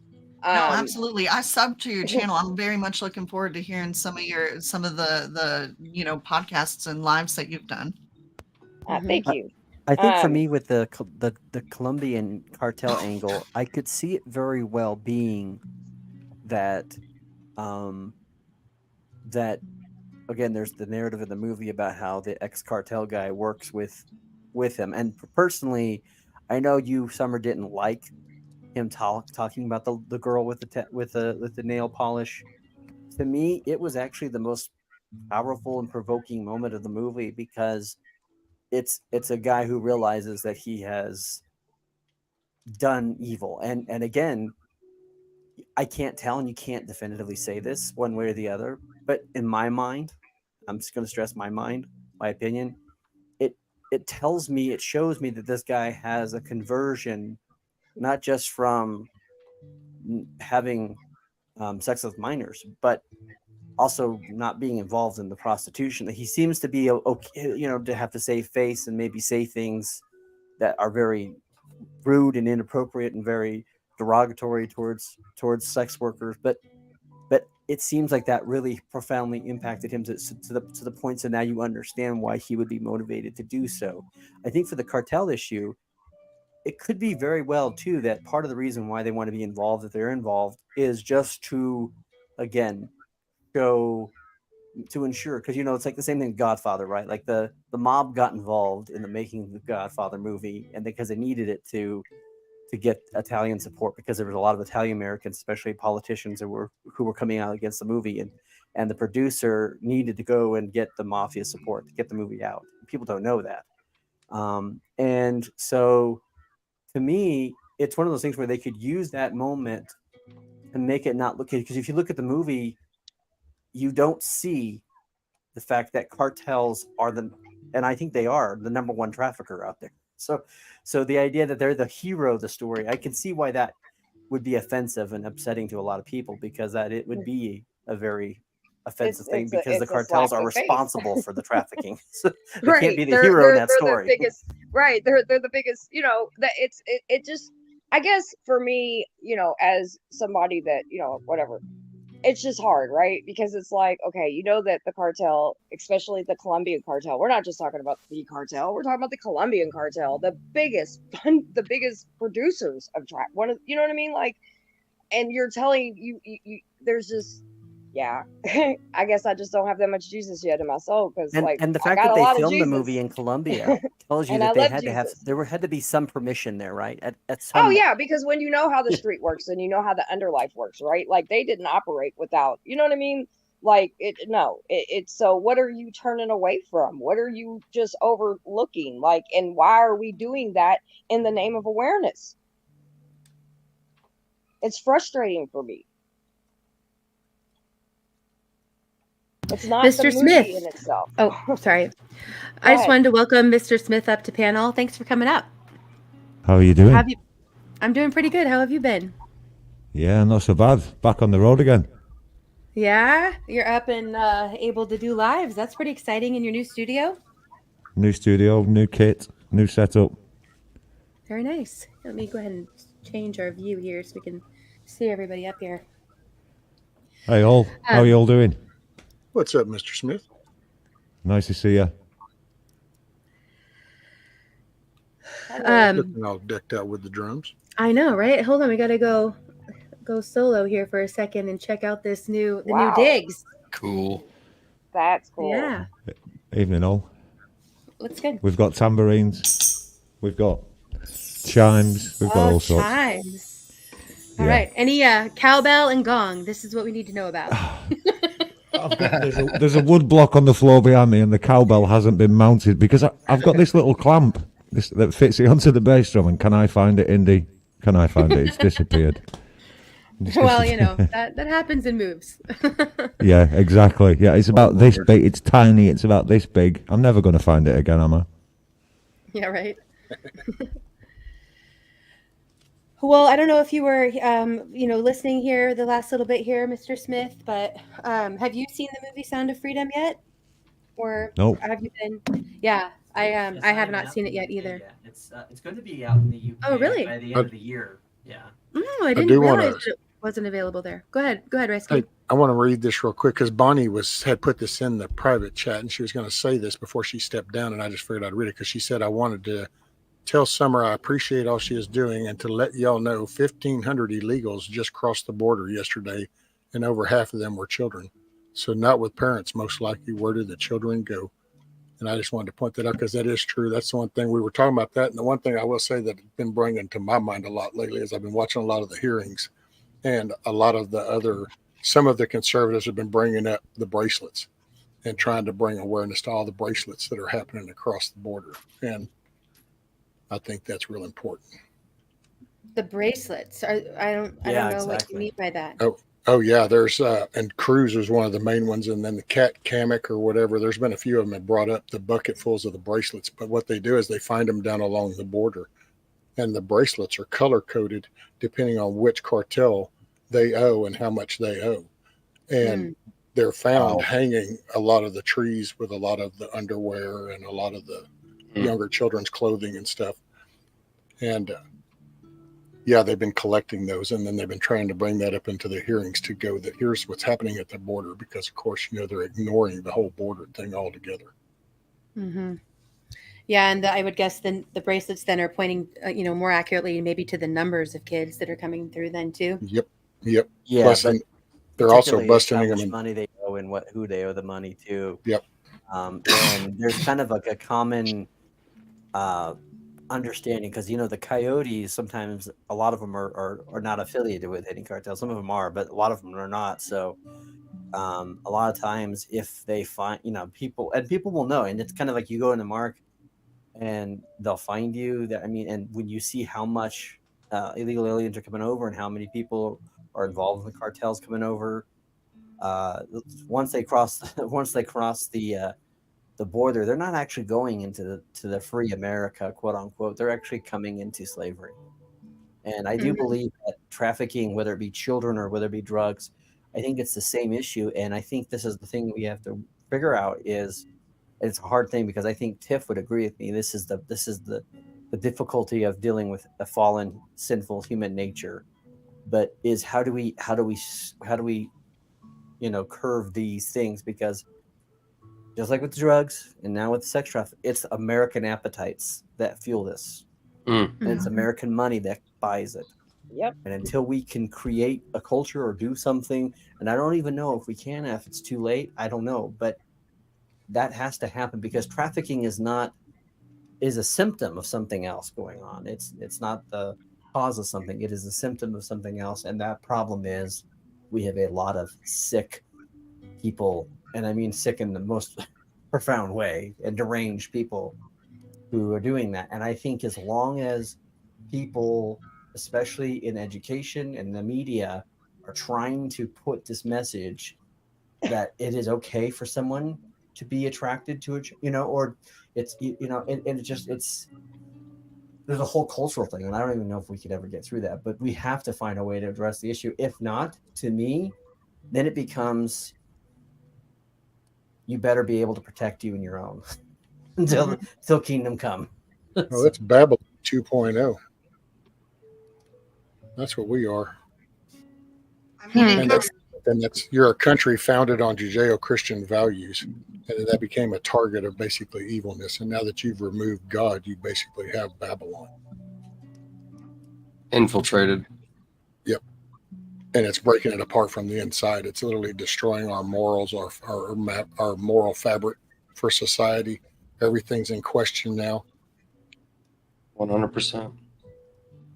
And when you think back to the older days, I know down here in Texas in the 1700s, there were a lot of platforms in town. So you didn't pull no weird ass shit like that, because your ass just ended up dangling on a platform, and it sent the message to everybody else around the area for a couple 100 miles that, hey, you might not want to do that shit. And back then, it was actually a man's duty to watch. Yep. You were the protector. You're supposed Evil to tend only to your exists business, protect your family. Evil only exists when good men do nothing. That's it. That's why I don't do nothing. Yeah, right. Exactly.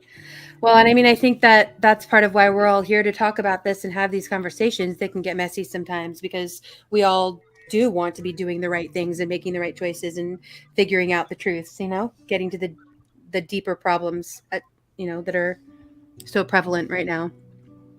Yeah, it's just hard sometimes. And, I know I might get a little emotional, but it's, like I said, as a survivor, sometimes it's hard when certain things and I don't know. People just don't right. And then people that are not as educated on the subject as you are, and I don't even mean educated on books. I mean like firsthand experience, come in and try to act like their opinion, is right and yours is wrong. I could totally get how that would be so frustrating, and I hope I didn't come off that way. I was just saying that.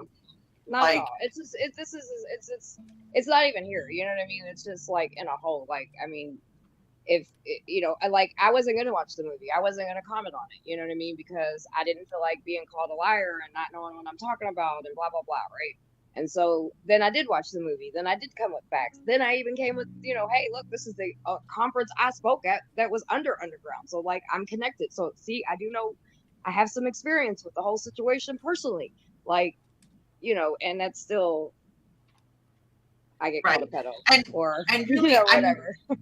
I knew that it couldn't be 100% pure, because I firmly believe that anything tied to Hollywood, even if it's crowdfunded, you know what I mean? Like if it's too much truth, it just won't be allowed. I mean, like Eyes Wide Shut was almost not allowed, and that wasn't even, that was just occultic.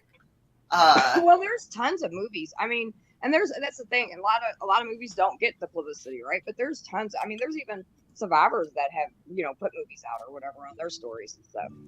It's just, for me, I guess it's like, okay, cool. We have this movie. Fine. Some are going to agree, some are going to disagree. Instead of us all arguing over this, let's stick to the one thing that we have. We do not want this happening to children. You know what I mean? And then what can we do here in America? Because why I appreciate the work that is being done across seas. Okay. And yes, American people should help with that work, especially since, Americans are the biggest consumers. we got to start paying attention here too. And yes, definitely the borders, and definitely every little town in and out of this country, because the internet is bringing traffickers to all of our homes, whether we realize that or not. And so that's, I want people, fine, you don't, you know, we don't agree on whatever, cool, get educated on what trafficking looks like in your community. That's what I need you to do. That's it.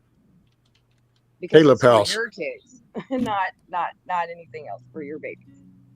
Caleb House, Grindstone Ministries. Mm-hmm. That's local.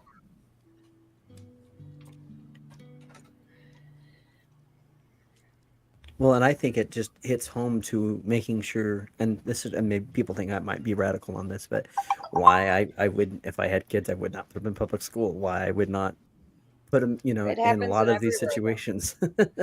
But it happens in private schools. I've spoke at the United Nations. I've been a part of stings that this is happening where we've, you know, gotten kids. It happens everywhere. There's churches, there's schools, there's private schools, there's children that groom, there's women that are traffickers. It happens everywhere. It's happening sometimes in your own neighborhood, and we don't even know what it looks like because we're looking for what Hollywood is telling us to look for, and we're not looking at seeing that, hey, our kid's being groomed in front of us, and we don't even realize it because we don't know what we're looking for. That's why we'll never get any. We can't. That's why this keeps growing. It went from the third biggest crime in the world to the second, and it's making its way very soon to the first, because the people that are doing it is telling us what to look at. So when it's really happening, how it's affecting our households right now, we're not seeing it. That's the issue that I have with this kind of advocacy. I just want people to see what's happening in their homes, in their neighborhoods, and their churches, and their, you know, the people that they're hanging out with. Because you think you know people, but I mean, come on, y'all. This is America, and every single day we figure out something that we thought we and knew, that's but and just that's my didn't. point, is that parents need to have more firsthand knowledge. Now, that doesn't mean that people who are not parents don't ignore the signs, because there, like you're saying, Summer, there are, if you're looking, you're paying attention, there are signs that someone is being victimized, or that they're going to be groomed, or that, you know, and so there's a responsibility of all of us to pay attention. But for people who have kids, you know, yes, I'm not saying there's not an organization that you can take your kids and just trust that they're going to be completely above board with it. But I'm saying that that's why you have to be involved. And if Yes. you're going to have your kids in any kind of school, that's why, I mean, I used to not be this way, but I really am now. I would be, if I was a parent, I would be hardcore homeschool, because until you can have unless you have a full on knowledge. And I'll tell you what, I grew up in a parochial school, in a Christian school. And I know the things that I saw and I experienced, that people have an opinion. And I know my brother, when he went to parochial school, it was all for this idea that my parents had about what parochial private school would be like versus public school. And it isn't always the case. But I do believe people have to take accountability. And I think people also have to be willing, you know, for example, you know, my wife and I, we used to live in an apartment building, and the neighbor kid would tell us things that was troubling. And so we reported it to Child Protective Services, because you can't ignore those things when they're telling you these things that are extremely sexual. When they're telling you these things, you know, and then when you find out from another neighbor that and he's telling me stuff about, like, you know, he's told the cops about it, but he knows that there's people within the local police who actually are part of that racket, you know. And that doesn't surprise me, because in Hollywood in the 40s, one of the biggest illegal rings was an abortion clinic that the LAPD ran. And they think that the guy that was the big abortion doctor in Hollywood at the time in the 40s, that was the guy in the 30s and 40s, that was the guy that ended up being the Black Dahlia killer, which is an interesting case. Wow. And he was around all these people like John Huston and all these Hollywood people. And there was that other artist that's he's a big time artist in the 50s. And he was, I'm trying to remember his name, it'll come to me. but they were all having these swinging parties. We know that the guy that was the abortion doctor, he actually was in court because he had gotten his daughter pregnant at 15. Oh, Oh, So could you imagine the granddaughter being also the realizing that your dad is also your granddad? I mean, that would be just. well, part of the problem too is that they're not being held accountable. We had, I think, I don't know if I've told this story on my panel or not, but either way, recently we found out that a coworker of my husband's was convicted of child rape. And it's someone that we thought that we knew. It wasn't like a close friend or anything, but he had come to our kid's birthday party. It was way too close for comfort. Thank God he'd never been alone with our children. But like to even have to, like, I'm going to get choked up even talking about it, but like to have to like rack my brain and think if there could have ever been a possible time that he was with my kids alone, like that alone. I mean, it was just way too close. But anyway, he was convicted. He confessed and was convicted, and he got 6 months in prison. 6 months. And this was an ongoing abuse with an 8-year-old at the time that it started, girl. And it went on for, I think it was like 18 months that they knew about. And he got 6 months. I mean, that's disgusting. And what the It's victims go through, right? When they go to mind-blowing. court, you know what I mean? Yeah. I was talking about this the other night. I was like, because a lot of times what happens is cases will get, like the Maxwell case, right? For instance, got drug out forever, right? Then by the time it made it, these people were adults, and so as far as for victims, period, especially children, because I'm gonna say two separate things, so I don't want to get it twisted. It's horrible. You know what I mean? Like it's the things they have to go through, and then to sit there after going through this trial, being embarrassed and everything else in front of everybody, because that's what they do to victims. The courtroom's not set up for victims at all. It's everything for the perpetrator, so they don't, lose the case. The prosecutors don't lose the case or whatever.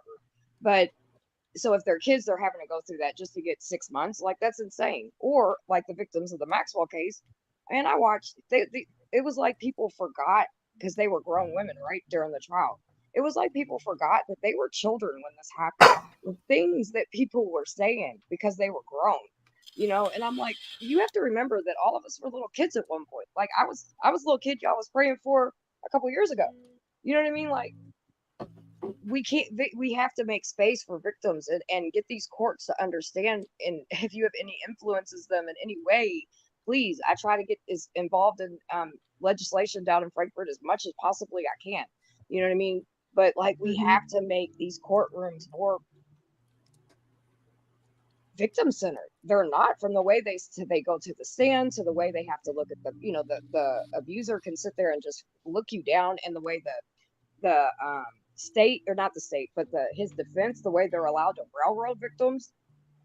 And then again, like I said, when the society, I look at it from, because I watch everything. I watch everybody's comments and shit, and news stories that come out, and I watch everything. And I just see the things people say, and I'm just, the little girl in me just sometimes is so lost, because I don't understand it. People say they want it to end, but if that victim don't fit a person's criteria, then we don't matter. And that's just sad. And that's the reality of the world. And I get where you're coming from. The only thing that I struggle with on that is that, and this is kind of one of the things we have to, as a society, judge, which is, who, and this is the unfortunate thing, because in this conversation, it begins to become whose rights matter more. And I think that's the wrong way to conclude or to get into the conversation. But I do think it's interesting because you were talking about. Oh, we clearly know it's the perpetrator's rights matter more. They don't. But I do believe, I don't know how we do that, because I do believe that it is a fundamental right in America to be able to face your accuser and be able to have that right. Oh yeah, 100%. I'm just saying, like listen, unless you've been that victim, that child sitting on a court stand, and understand the emotional aspect that I'm talking about. I understand legal. I understand the rights. Some things don't. This conversation ain't necessarily a right conversation. Like about, you know what I mean? Like this is really, I'm trying to get you to hear and listen from the victim's aspect. I understand that, and we all understand, because everybody in here is freedom fighters in one way or another, just about. So we understand the rights that they have, and I understand the way the courtroom's set up. I actually sat in Frankfurt, and this was actually a subject for the council that I sat on, was to see if we could make it a little bit more trauma informed. But the way the Constitution and everything, the way the rights are, that's exactly the way it has to be set up. There's a reason why the face your excuser is literally meant just for that, right? So, but I'm just saying, like, on a human side, like, sometimes, like, especially when we're sitting on a YouTube panel at, I don't know, 1:20 in the morning, maybe just listen to what a victim's trying to say, that sometimes society is looking at. That's it. Well, That's I all do I really wasn't appreciate even you really coming trying up. to Yeah, on that I really aspect. do appreciate you coming up, Summer. And, you know, you said Yeah, at the I'm gonna beginning, jump down. we speak freely here, but I do appreciate you being here, and it's good to see you. And I really appreciate the work that you're doing, and I know where your heart's at. And, you know, I think as long as we can come back to where we're all on the same team as far as trying to figure out solutions to this, you know? Oh yeah, I think we all are on the same team. I think that maybe Yeah, people just need absolutely. to hear from survivors a little bit more to try to get that emotional aspect, instead of just the you know, hey, this is fucking wrong and these are our children, and we need that fire too. But I think that for the victims' sakes, we need to also understand that side as well, Yeah. or we're doing a disservice to the movement in general. So thank you guys for having me. Rescue, it was great seeing you, brother. You still owe me some Yes, ma'am. biscuits and gravy. Good to see you. Breakfast.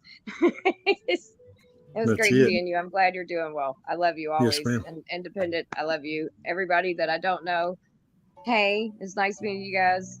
I Nice can be meeting feisty you. sometimes. Don't ever take me personal. I mean, you know what I mean, in a bad way.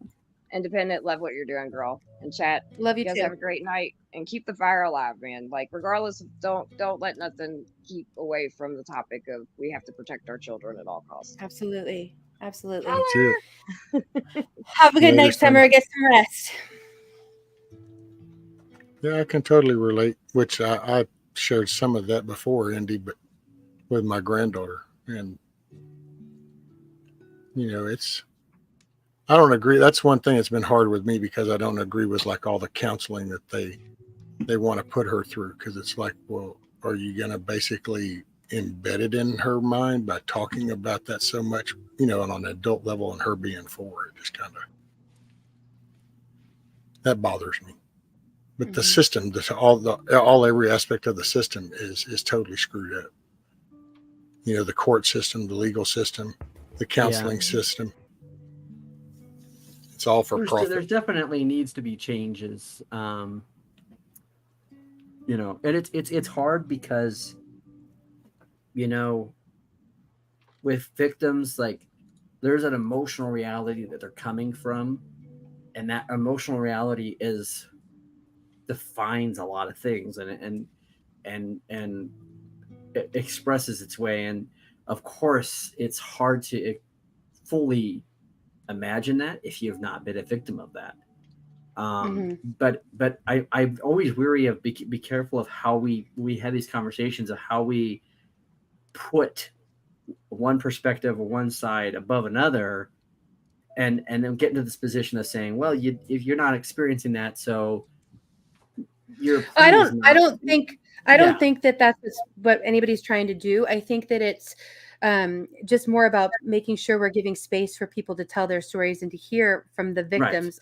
You know, and I will say, well, I don't really want to get back into that topic. Actually, let's kind of shift forward. But yeah, I do think, you know, like Eli says, we need to find the unifiers, and I think there's also a lot of things that unify us, or like morals and values that unify us, and we need to be looking for those too, you know, even if we don't agree about everything, you know. Well, and to me, it's not even, I don't even look at it as just if it's an agreement or not. It's being able to give a full measured view of everything.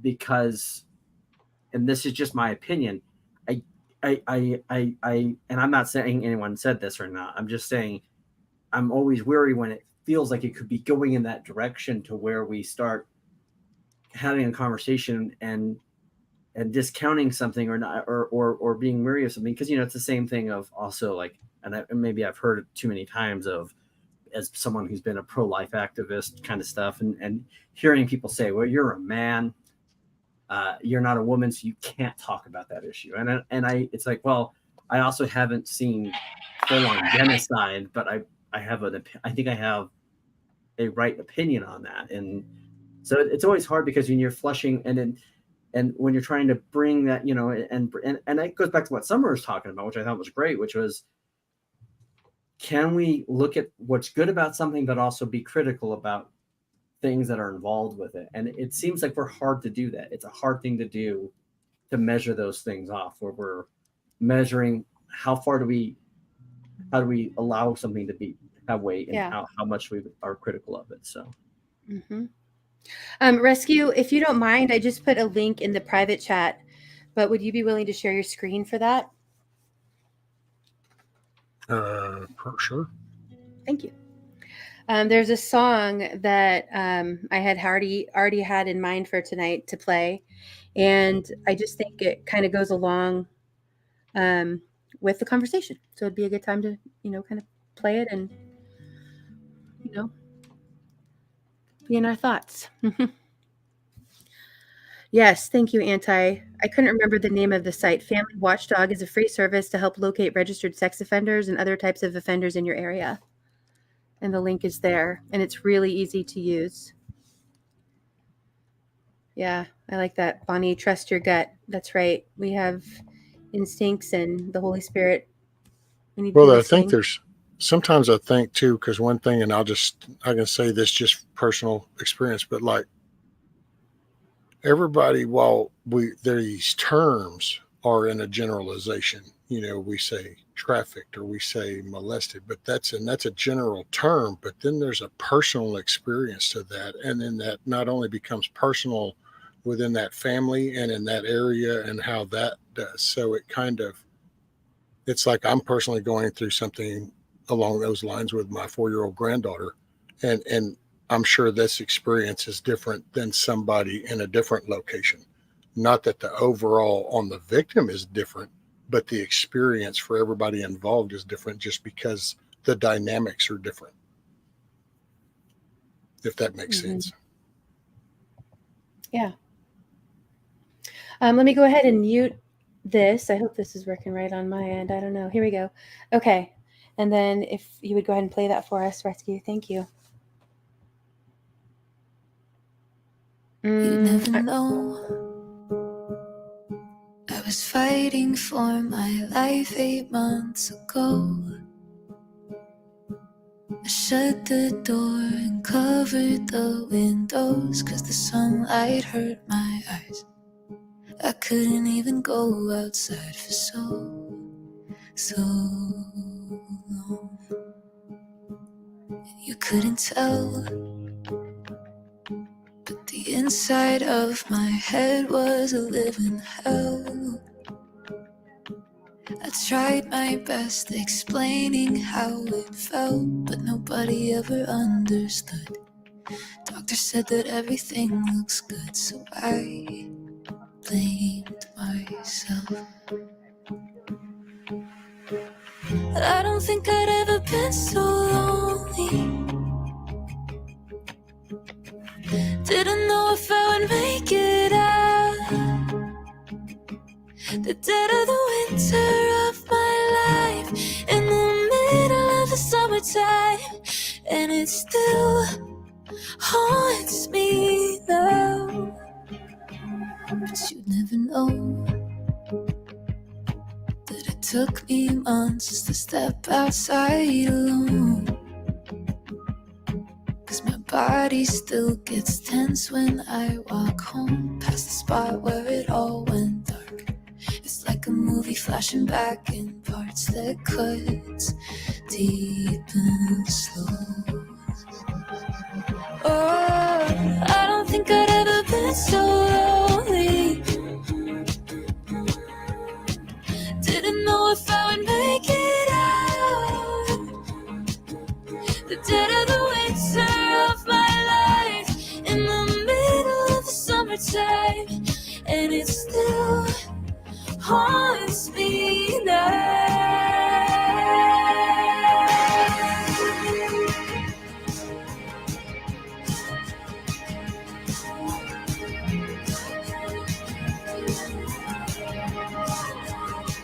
Everyone said you look fine from the outside, but in my mind I was upside down and screaming, what the hell is wrong with me?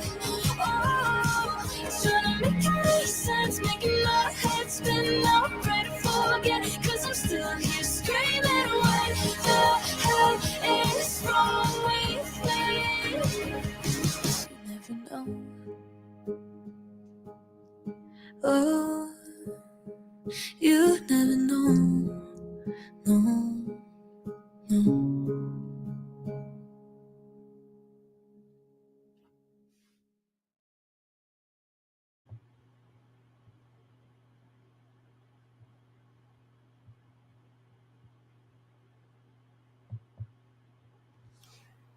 Yeah. Wow. Wow. I think, isn't that a powerful song? That was Wow. pretty good. Yes, that was Mhm. awesome. Yeah. I appreciate all the comments in the chat and the conversation, being able to continue. Thank you to everybody for being here. And, I really do think these conversations are important to have. So thanks for sticking here, everybody. Yes, ma'am. Thank you for having me. Yeah. That wasn't an ending. That was just a just a thanks for being here. Thanks for, I feel like it's been a really good night in a lot of ways. So thank you. Hey Dragon, good to see you here. Yeah, I agree, Bonnie. Lack of morals and love globally. Mm-hmm. Yep, and I missed Frank's question. Yeah, how could such a beautiful world be so ugly at times, right? Because it's fallen. Yeah. Yep. So it used to be so simple. Love God with all your heart and love your neighbor as yourself. Mm-hmm. And it's like, wow, it used to be that simple? Yep, just that simple. Yeah.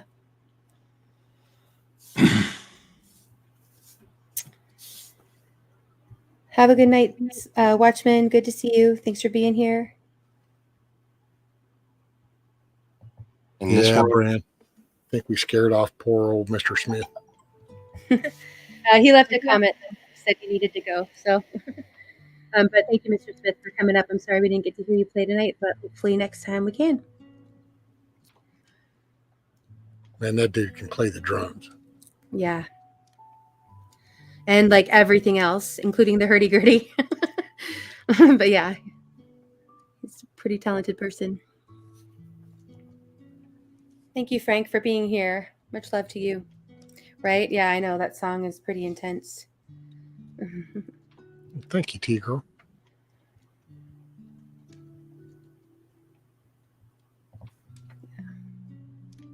Thank you, Bonnie. All right, I know. I kind of debated it for a split second, Watchman, but we're still good for a little bit. Yeah, I agree, T-Girl. Love you too. And I do think that we're all making differences in different ways,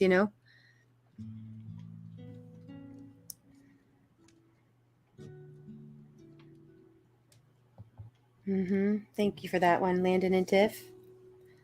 In this world you will have trouble, but take heart. I have overcome the world. John 16:33. Amen. Thank you, William. Glad you're here.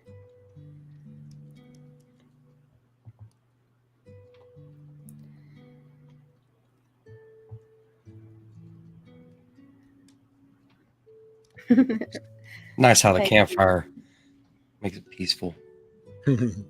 Yeah. It does help.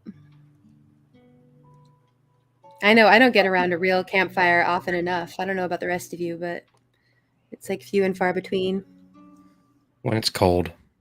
When we go camping or to our cabin. I'd burn if I could. Right, Carl? I know all these amazing musicians are making me want to try something.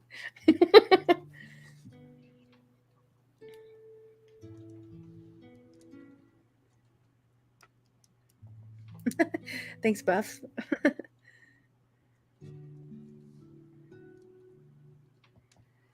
Preach the good news. Be ready at all times and tell people what they need to do. 2 Timothy 4. One of these faves. Right on. It made me think of a quote. I don't remember who said it, but it says, preach the gospel at all times. If necessary, use words. I always like that quote. Hey, night, Frank. Prayers for your strength and wisdom, sir. Mm-hmm.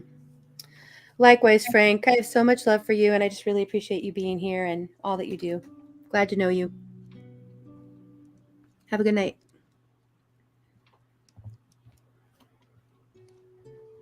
Thank you for dropping his link, Anti.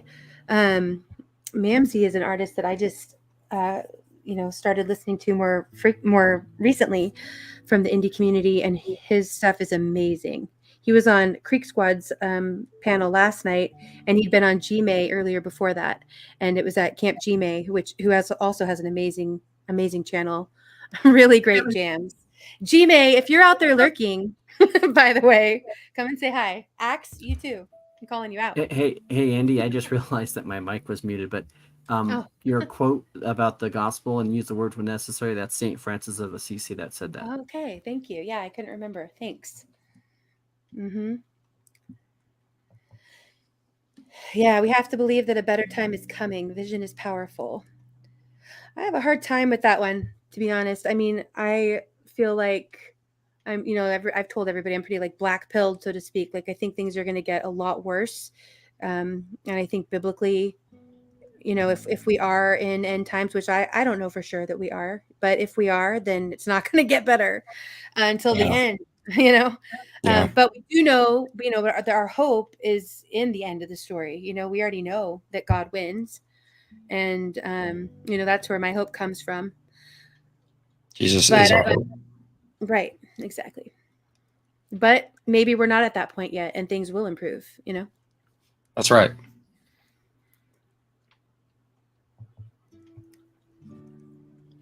Yeah, I know. We just don't do fires very often. We have a fire, like a little fire, not a fire, like in-ground fire pit, but a standing fire pit outside. We just don't do them very often, like parties and stuff, but we should do them more regularly. And go out barefoot. I keep meaning to go and like ground more often, but that never happens either. I'm so bad about that. Yeah. I have to wear these compression socks, and so I never want to take them off, and so I never actually ground. Right. But it's good to do when you can, because it does help a lot. But I understand that compression socks make your feet feel so much better. I like country music, Ridge Runner. I kind of like all genres, really. I really am more into the music itself and like the lyrics and the message of songs, whatever the genre that it's in.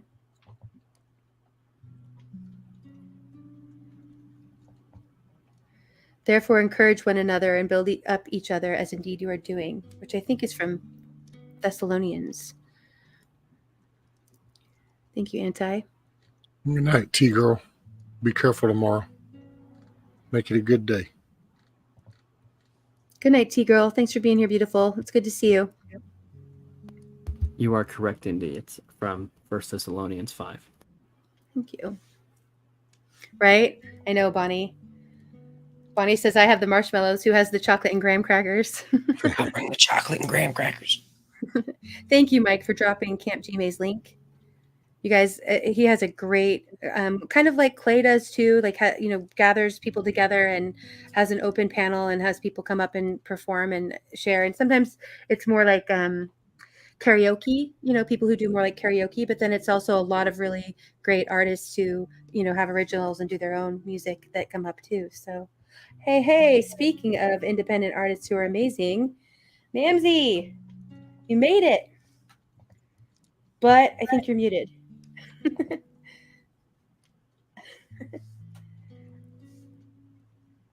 Yeah, no problem. He's getting his headsets. I could read that body language there. He'll be here in a second. Great. I'm so glad you're able to come, Mamsie, but I know you probably maybe can't hear me right now, so I'll wait till I know that you can. Read you loud and clear. Right? Yeah, exactly. Monte Carlo says he'll bring the chocolates. Sweets make everyone feel better.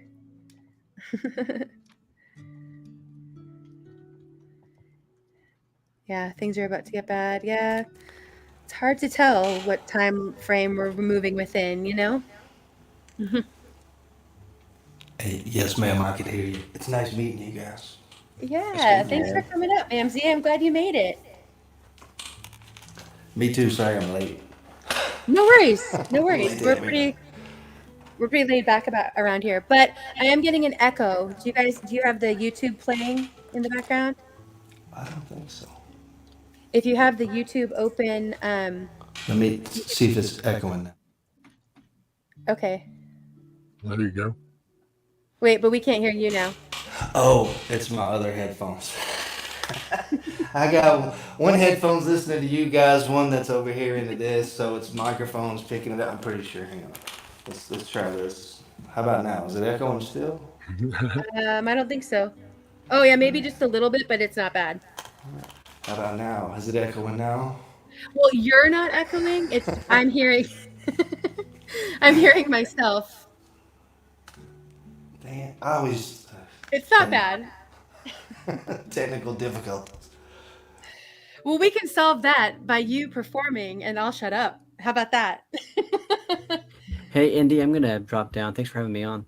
Yeah, John, thank you so much for being here. I really appreciate all that you had to say and thanks for coming up.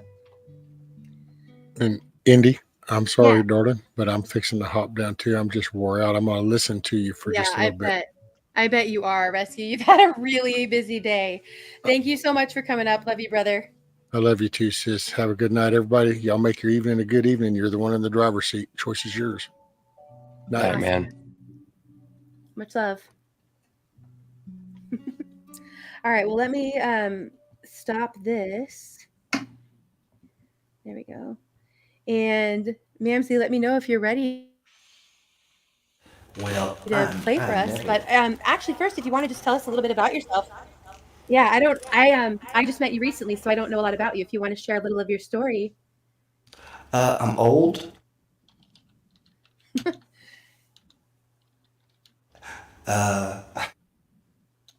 What would you like to know? All right. How long have you been writing your own music?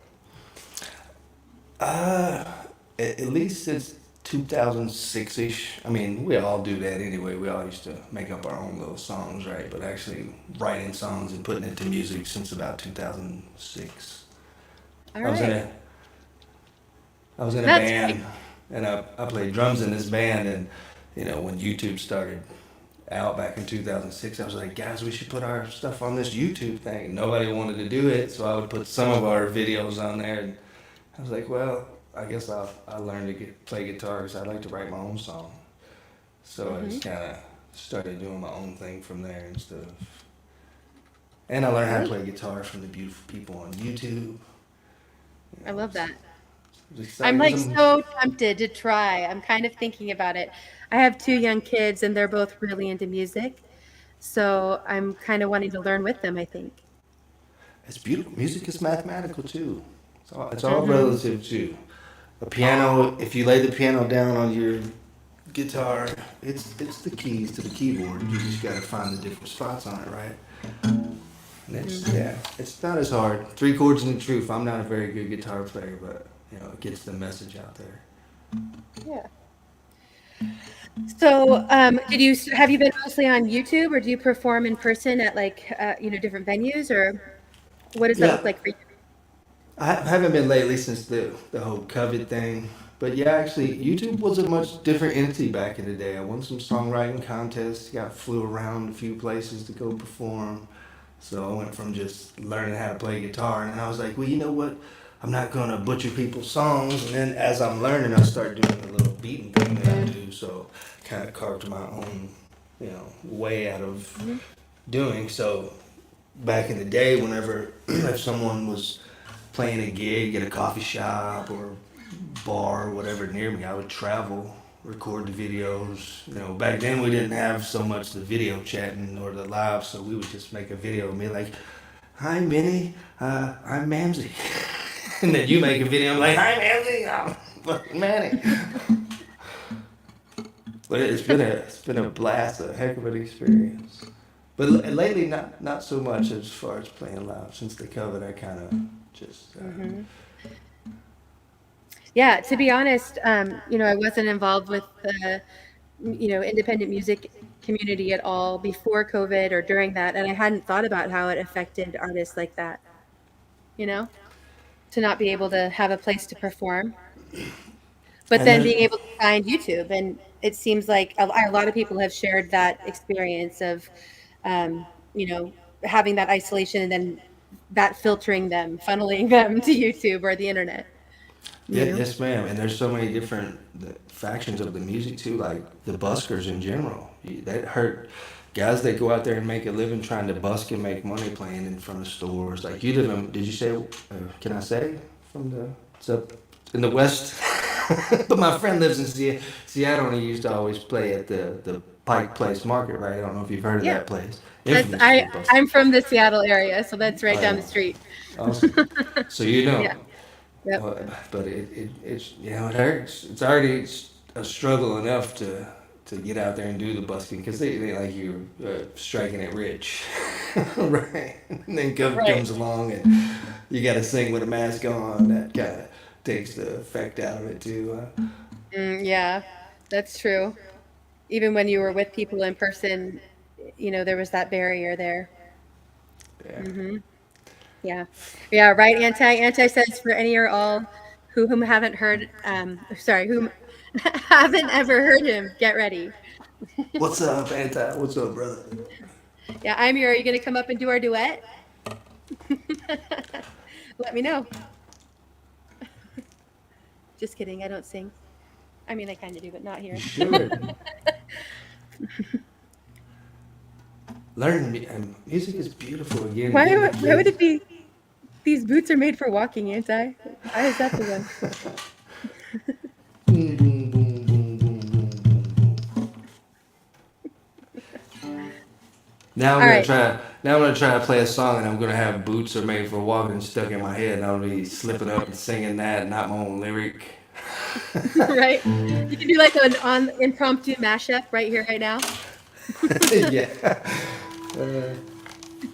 These boots are made for stoners. That's just what? God dang it. Fucking the song all up again. I'm infamous for fucking stuff up. Should I play now? Yeah. Go ahead and play for us. Tell us about this song. I didn't have any warm up. I didn't even tune my guitar. So we're going into this raw and unfiltered. I don't even know what I'm going to do either. Hi, Mamsie. I can hear you, Mamsie. Oh, I can hear myself. Maybe there's not an echo now. I don't know. What am I going to play?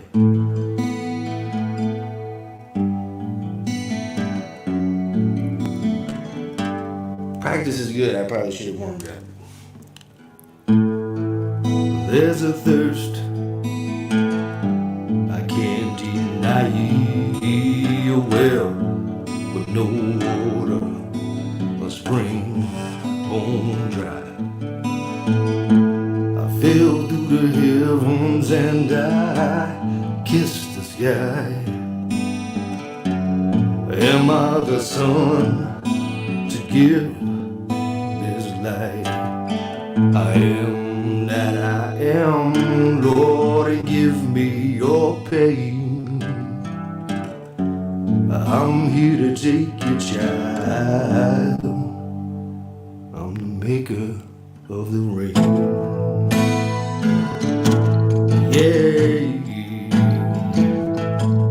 yeah. I'm here to take your child. I'm the maker of the rain.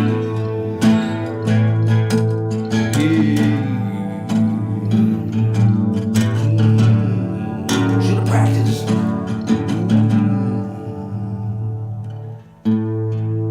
My kingdom is not of this world.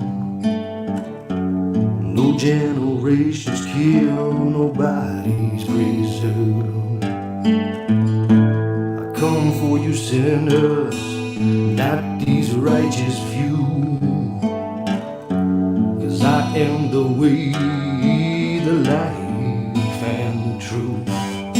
I am that I am, Lord, and give me your pain. I'm here to take your child. I'm the maker of the rain. Yeah, I'm here to take your child. I'm the maker of the rain. Yeah, I'm here to take your child.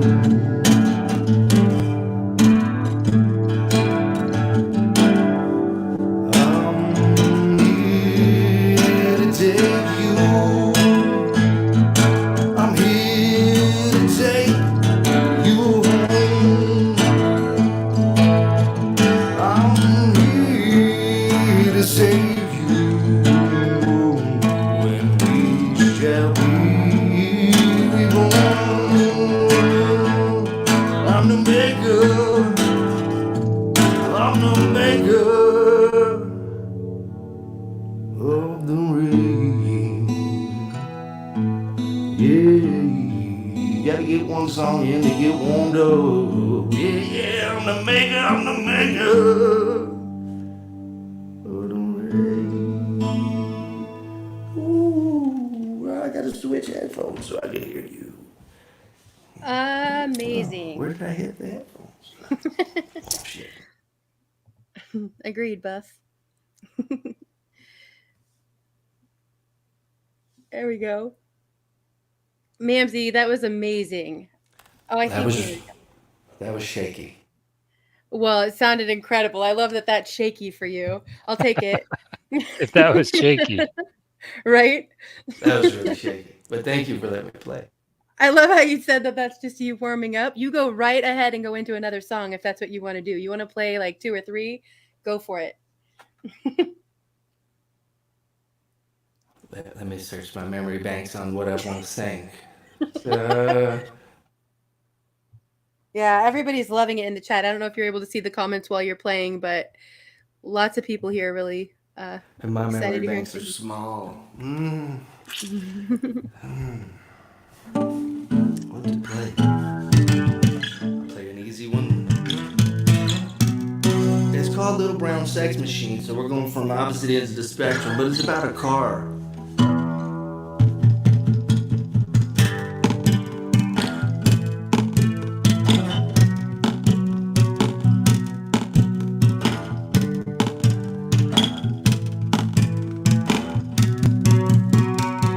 I guess I should have the camera where you can see. She moves with precision, you make your decision real quick. She'll make your jaw drop, she'll make your wheels spin. It's my condition, I can't get enough. No. It's not addiction, it must be. It must be love. It must be. She my little brown sex machine. It must be. It must be love. She moves with precision to make your gear shift. Ooh, she'll blow your heads 'cause you know she loves a stick.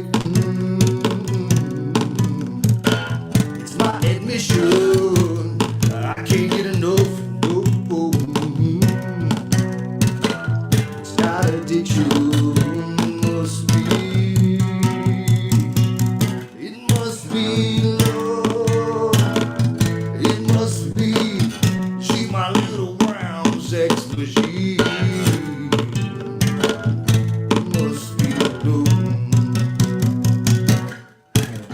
She moves with precision. She got a loaded suspension. collision. I made my decision. It must be love. Ooh, it must be. She my little brown sex machine. It must be. Well, that was totally from one end of singing about the Lord to singing about sex machines. Yeah, it kind of fits in here. Just said it fits. It's the motif of the show. We're all over the place. Yeah, pretty much. You never know what's going to happen around here. No, that was amazing. Thank you. Thank you. It was quick. My little brown sex machine is fast. It was over fast. Yeah, well, I mean, I love how you use, people said this in the chat too, but I love how you use the guitar as percussion. I mean, that's amazing. Like, that's a talent just alone.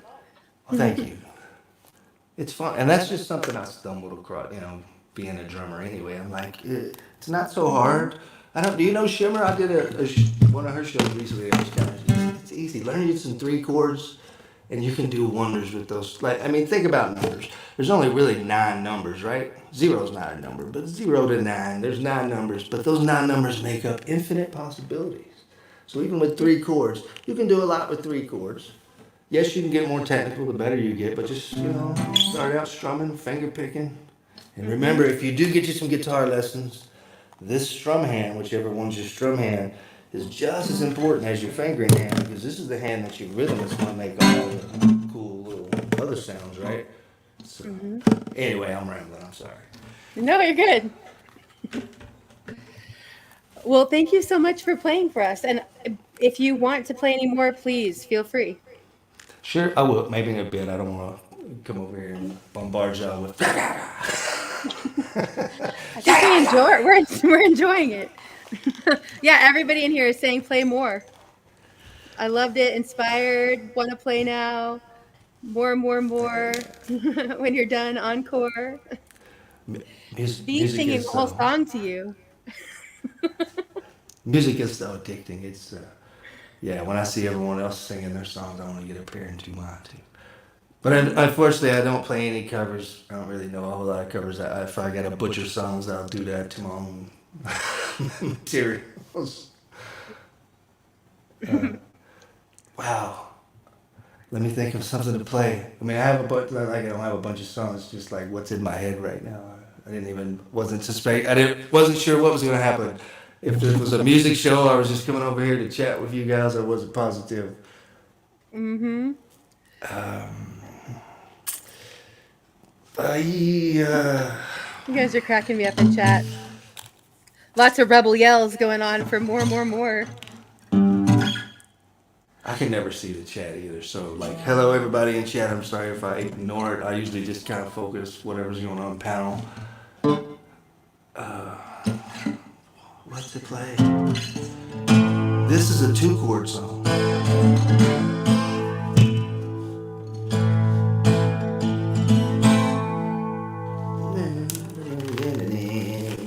Maybe it's a 2-chord song. Maybe I won't do that song.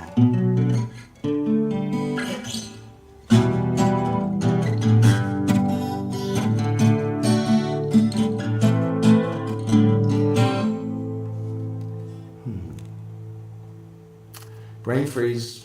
Shouldn't ate that ice cream. There's nowhere to run when you're staring down the barrel. There's nowhere to scream. No one can hear you. There's nowhere to hide from that cold steel. Shit gets real. There's nowhere to hide from that cold.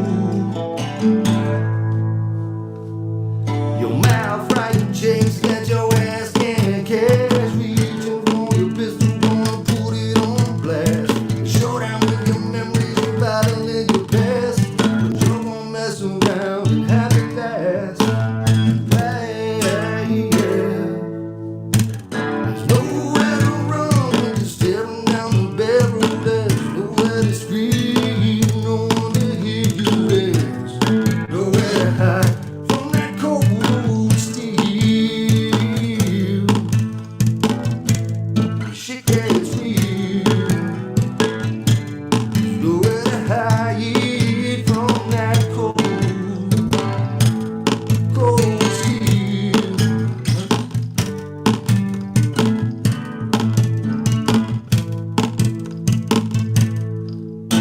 I've been labeled a wanted man,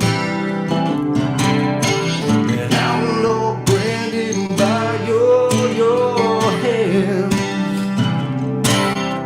an outcast with the dirty, dirty deal. There's nowhere to run when shit gets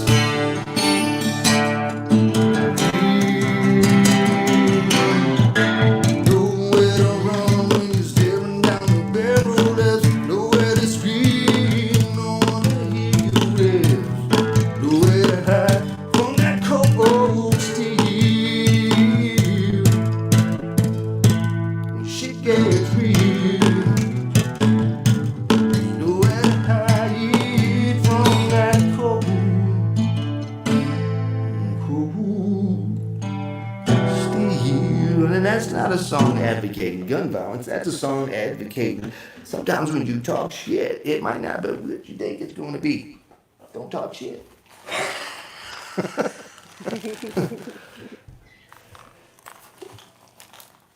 That Metaphor. was great. Thank That you. was great. That was great. I'm That was really shaky. enjoying. That was shaky I too. really. Well, you can say shaky, but it sounds wonderful to all of us. And you just you bring an energy to what you're doing, which is pretty amazing. Thank you. Hey, that's all glory to God. I don't say that on everybody's show, and everybody's got their own thing they do, but you know, I'm Amen. thankful for my Creator and what He gives me, and able to do this. And I have more fun stopping in shows where there's just a few people and getting to meet people on a one-on-one basis than I would playing for 1,000 folks out there. I can Right? talk to y'all, I can chop it up, we can get somewhere on a one-on-one level. Sometimes when we get in groups, people witch hunt, and then on a stage, it makes it all about me, me, me. And not that that's not a good thing too, it can be. But I'm older now, and it's just like, I like doing these, you know, Yeah. finding these cool shows, and you stop in, and people appreciate it. It's like, you don't gift a rich man. Gift a rich man, they just toss it away. But you find people that's like, oh, you need some bread? I got some bread for you, man. Here, you I want some love of my that. bread? I'll share it with you. You can have my bread all day. I got some water too, some living water you can have. Well, how about Puff Puff Pass? Can we share that too? Well, we can. I got that all day. Actually, here's 2 jars right here. Nice. Nice. I got that Puff all Puff. day. Actually, here's another jar that I just found. Here's 3 jars. If you want to come over, let me go get some more. We got all kind of freaking jars over here. We can get 5, 10 jars. We can have this party get started, right? Yeah. Well, thank you so much for being here. I really appreciate you kind of, taking a leap to come up because I know, you don't really know me yet. And it's great to have you here. And, from what I've seen of you and what I've heard, I mean, I can tell, you're like a kindred spirit with this whole community here. So that's great. Thank you. You just seem like someone that's right on the same page. So I appreciate that. Thank you. Yeah, I never feel like I'm part. I always fly outside. You know, the worker drone bees got to be outside of the community, right? So I fly out. You know, I'm part of the community, but not part of the community. If that makes sense. I'm my own community. I just do what I do. It's not a bad thing. I'm not saying communities are bad. I'm just saying no. Yeah. Don't get wrapped up in the trivial, even with the YouTube things. Just take a step back, even if YouTube, something happens here and it makes you feel a certain way. Breathe, think about why the other person did it. Before you react, it's easy to react. I see people get up and they make videos, do live shows, and it's like, just breathe before you go, you know what I mean? Have a little patience, it goes a long way. Think of why someone does something. We're all going through it here. And to me, YouTube is a vacation place for most. They come here to escape the woes of real life. They don't come here for dramas. But it happens. That's just life. Dramas are everywhere. Not to be on some rant here. The devil will pull at you in any way he can. If you think it's going to be easy being a good person or changing your life, it gets even harder because those challenges are going to be coming towards you. You got to learn how to face those things. Sometimes YouTube isn't really cut out for everyone. You know, it's fun to get up here, but if you can't handle criticisms and other things, like it can, being a content creator in its own regard, there's so much that goes into it. You got to think of your content that you're putting up, all the different promotional things you got to do, and then you got to deal with. It's a lot. Yeah. Ridge Runner said, "What I see from his music is he's authentic and a pretty damn amazing singer." Thank you, Yeah. sir. Thank you. And that's Thank you one thing that, for letting me play too. Thank you so much. of course. Yeah, thank you for coming up and sharing your talents with us. And your message too. You know, that resonates with me. Do you have a jar of dirt? That is the question. I do. The dirt is Perfect. the dirt is important. That's where you get all your good nutrient stuff from that dirt. Mhm. You know, learning to grow cannabis for me, I learned so much about myself too. Farming is a beautiful thing. Those wonderful plants, like God tells you, everything you made from the dust of this earth, everything on this planet is in you. The plants need calcium, magnesium, nitrogen, phosphorus, all those vitamins and things your body needs. You know, they take them too. Right? That's why we eat those things and we get those nutrients from that. The beautiful sun, those green vegetables. Just saying, God is smooth how he does stuff. It's not for me to question that. I wasn't there when he made the mountains. Who am I, right? Just do the deed. That's what we're here doing, asking questions and trying to get to the bigger truths, you know? It's tough because there's a lot. That's one of the author of confusion. Keep everyone confused and in chaos. Like even to the extent of back to the YouTube, I've seen actual preachers and I've been in Bible studies where people are battling at each other. It's like these debates or the things are now turning into this argument. That's not what this is. Like you guys are about ready to kill each other. It's like God, that's just the devil's pulling at you. Can you not step back for a minute? At least for me, like most of the folks that I hang out with, at least in the YouTube vein of things, are older folks. We're grown. I have grandchildren. Now, I know I get up here and act a fool, but I don't have the intent of hurting anybody or any of that nature. So I don't want my grandchild at some point, maybe later, to see his grandpa up here acting in that manner. Now, Right. call me crazy, gullible, whatever, but hey, I might not control many things in the world, but I can control myself. And I can check myself if I need to check myself. Like I didn't come over like, you know, the other shows I just stop in. But the past 2 nights, the young gentleman last night invited me over and you invited me over. So I was like, wow, that's cool. They actually invited me. So heck yeah, I'll definitely try Yeah. to make time to stop in if that's cool. Well, I'd heard you on Camp G Maze. I don't know if you were here when I actually was talking about you earlier. But yeah, I was saying how I'd heard you on Camp G Maze was the first time that I remember hearing you, and I was just really impressed. And then I saw you on Creek Squads actually last night too. Was that last night? I think it was last night. Yeah. It was. Creek's awesome. Yep. It was fun. Yeah, I Creek think is awesome. that sometimes folks probably don't, and I don't mean this in a bad way, but folks don't know what to expect and they see me up there and it's like, oh no, this dude's, I'm not here to troll. I'm here to just be me. Right? I didn't think you were trolling. Trolling. Anti requested if it's okay if you would sing Momentum. If I can actually remember, it's a simple, it's a simple chorded song. If I can remember it, some of my songs I haven't actually played live in years, so I could try to get through it. It's called Momentum. Momentum in Latin means this moment, pretty much, right? So it's kind of based off the Sermon on the Mount, right? Let me see if I can remember the chords to this.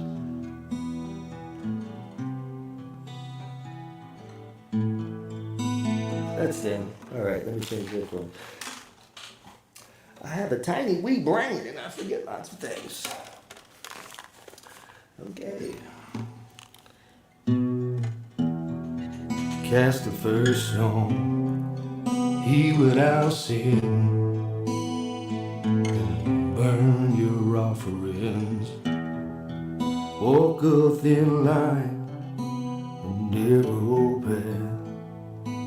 Find your way back. It's one of those I gotta feel it. Find that rhythm.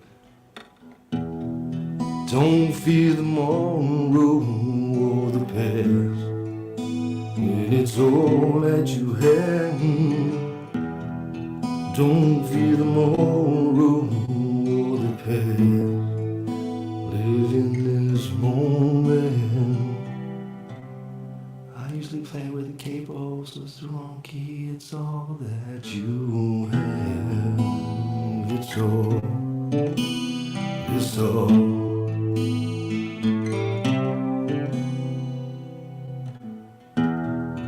Give us this day we borrow for the joy and the sorrow. Walk a thin line, a narrow path, whoops, to find your way back. Don't fear tomorrow or the past, when it's all that you have. Don't fear tomorrow or the past. Live in this moment. Thanks for requesting an anti-ad jazz. I ain't played it in a long time, so I don't remember the bridge. Thank you for requesting it. It's one of my newer videos about a year ago, but the song is old. I wanted to put it up and go on a tribute to the Lord.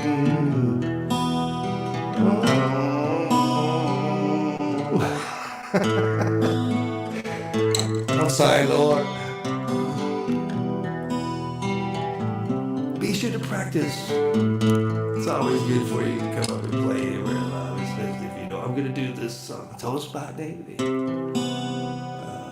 I am not going to do the bridge because I don't even remember. I have to go back and listen to my own song. I love how you freestyle in the middle of it, though. Son of a gun. The lyrics were poignant. That was what mattered, not the shoot. You still sounded good, even when you're like not remembering your lyrics. That's pretty impressive.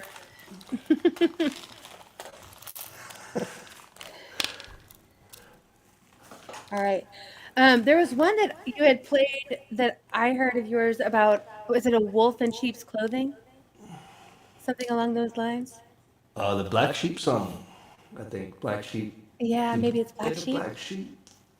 Yeah, I think that's it. Would you like that one? I could do that. Yeah, that would be great. Okay. I can do that one. That's a fast one, too. Yep. Oh. Did you say something? Nope. It's all you. Go for it.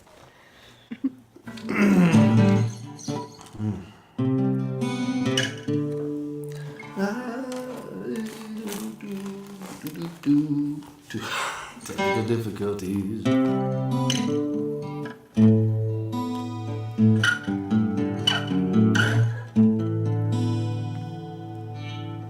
Well, you've been a black sheep since the day you were born. They treat you like a junkie who's addicted to porn. They ride your back night until the morn, but you're tougher under all that wool.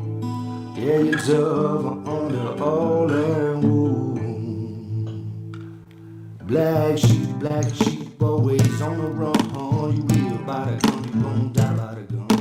Rolling through life 151, but you're tougher under all that wool. Yeah, you're tougher under all that, tougher under all that, tougher under all that wool. Bye-bye, black sheep. Bye-bye, black sheep. Bye-bye. Black sheep, you were born to try. It's time for you to spread your wings and fly. They never heard of letting sleep and dogs lie, but you're tougher under all that wool. Yeah, you're tougher under all that, tougher under all that, tougher under all that wool. Bye-bye, black sheep. Bye-bye, black sheep. Bye-bye, black sheep. You were born to try, black sheep. Don't you cry, black sheep. You're tougher under all that wool. Yeah, you're tougher under all that, tougher under all that wool. You're tougher under all that, tougher under all that wool.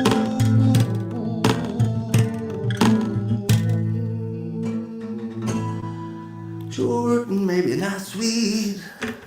I was choking myself with these other headphones, if y'all didn't notice that. That wool's tough. You're cracking me up. I love how that you have all these like headphones randomly laying about. Yeah. Here's the third pair. I'm going for three. We got to get this sound system right over here. Yeah. Steve-O, good to see you. Cola, thanks for being here. Hey, Steve-O. Steve-O was there last Magic. night too. Yeah, Steve-O's great.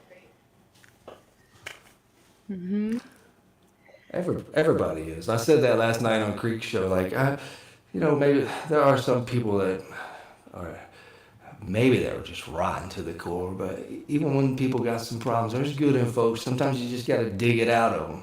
May take a little fighting and battling ourselves, but you can dig it out of them. For the most part, at least maybe an example is if you've seen a squirrel or a deer run in front of you, you don't really fucking stomp on the gas of your car to run it down, right? So in your heart, you're like, I don't want to kill it. That don't, if you were hunting it for food, that's a whole different thing. But you don't like, okay, this deer's in my way. Generally, you just got, I don't want to hurt the squirrel, right? So you got good in you.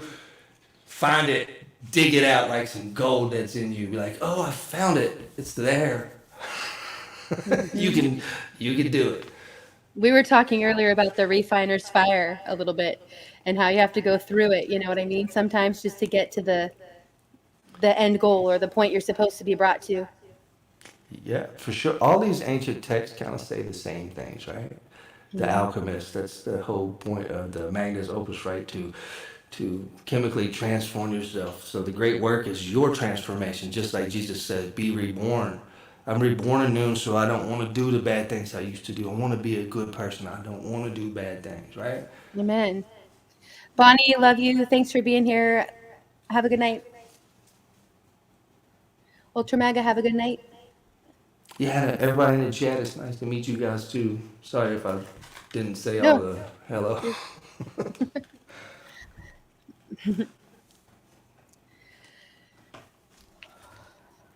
Well, thank you so much for coming up. Is there anything else you want to tell us about your channel or where we can find your music? No, just I don't know if you see me around, say hi. I don't do a whole lot of. You don't gotta drop all my links, or if people find their way there, they'll find their way there. Like I don't do a whole bunch of shameless self promotion. If anybody ever noticed that about me, I'm not talking about myself here, but I didn't come here to just promote myself or go listen to me or make it all about me anywhere I go. Like last night, I was there for the music. I don't mind just sitting and listening to the music. That's why I'm here. I don't always have to be outplayed, but if people want to hear it, I don't mind doing that as well. Yeah, V says, LOL, we link. I know, but if you're busy, you don't have to go out of the way, right? It's okay. Now everybody wants to be able to find your music and check it out. Well, thank you. Thank you for having me on. It's been I'd like to come up here and just talk about other things too. That'd be awesome. Sorry I was late and didn't get here at the 9:30 spot. No, that's okay. I'm just glad you were able to be here at all. Yeah, I was sorry. Oh, no, go ahead. I was just going to say it's so cool to actually find some folks that maybe on the West Coast time where it's like most of the time if I get on YouTube late night, it's kind of not dead, but there's not a lot of live shows or anything. So when all the other shows are going on, I've got work to do. I can't be there. This time around, I can stay up and sometimes last night, I think we all stayed up a little too late last night. But when you're having, it's nourishing. It's nourishing for the soul. That's not always food that nourishes us, right? So sometimes just having a good time and sharing. I know there's many folks that are here on YouTube that plenty are disabled. Some folks are just having hardships, and this is their escape. So when you come over here and you find this energy among people, and you'll forget about your woes for the moment. Even for 5 hours, a merry heart doeth us good. Just make sure you get up out of your desk chair and move around, shake it off. Don't sit in one spot for 5 hours and kill yourself, because it's also addicting too, to where we find like-minded people and you want to hang out all the time, and Yeah, it's definitely about finding a balance. Yes, ma'am. Everything in moderation too. Right. And it's difficult. It's not easy for all of us. Trust, it's hard for everybody. But if we truly, it seems so cliche. Everybody wants to change the world, but to do that, we have to make sure that we're doing the right thing. You can't expect the world to be kind to you if you're not giving out kindness too. Can't expect everyone to be kind to you if you're rude and you walk by and you're kicking little puppies and kitties. That doesn't work that way. Whether you believe karma, mirror, whatever, it's just, get out what you want to get back, right? Do unto others as you would have them do to you. Right. Absolutely. Now, I that talk doesn't about that with mean, my kids a lot. well, and that doesn't mean you have to be a pushover or weak. Sometimes people mistake kindness for weakness. That's not it at all. I'll give you the other cheek to punch me, but I'm a pretty big dude. I'm I'm the only 6'5" out there for if anybody wants to know. Yeah. See, there's the ghetto. My husband is 6'5" and I'm 5'6", so he's almost, he's a lot taller than me. Yeah, hell yeah. But okay, so when you find people taller than you, isn't it like an amazing thing? Like whenever we're around people that are taller than him, we're like, oh my gosh, he's taller than you. Like, because it almost never happens. Yeah, and to be 6'5", I weigh about 225, so I'm fairly thin to be as tall as I am. But I don't. Anyway, but when I shoot ball, like the guys that I play ball with, there's plenty that are taller than me. They may look small, right? So there's giants out there, but we make you guys look small because when I'm in Walmart or any place, I'm the guy that's like, oh, you need me to get that off the top shelf, miss? I got you. That's why God made these long dangly arms. I got you. See, I always have to ask him where he put things and look up because it's like on top of the fridge or on top of the bookcase. Yeah. Yep, exactly. The secret spots. Right? That is awesome.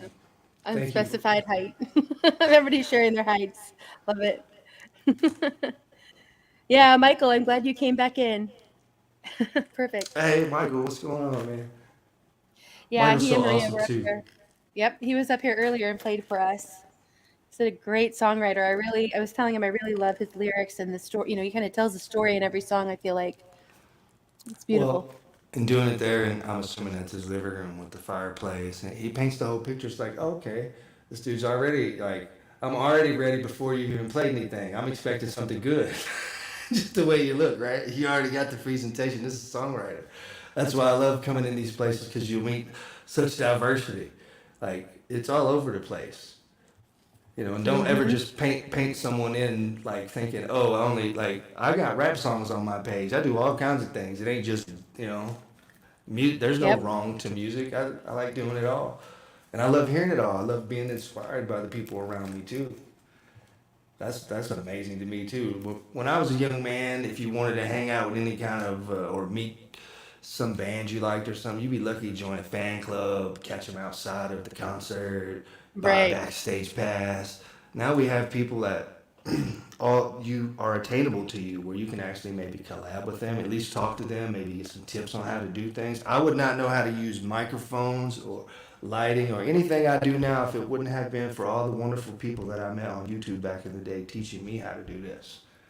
So if there's ever a way I can ever help anybody, you're more than welcome. My email is mamsygram@gmail. Hit me up if there's something I can ever do for you. Awesome. I love that. Yeah, we were talking about that a little bit earlier too, with how there are so many collaborations that we are seeing happening in this online indie music community, and it's really amazing. It is. It's beautiful.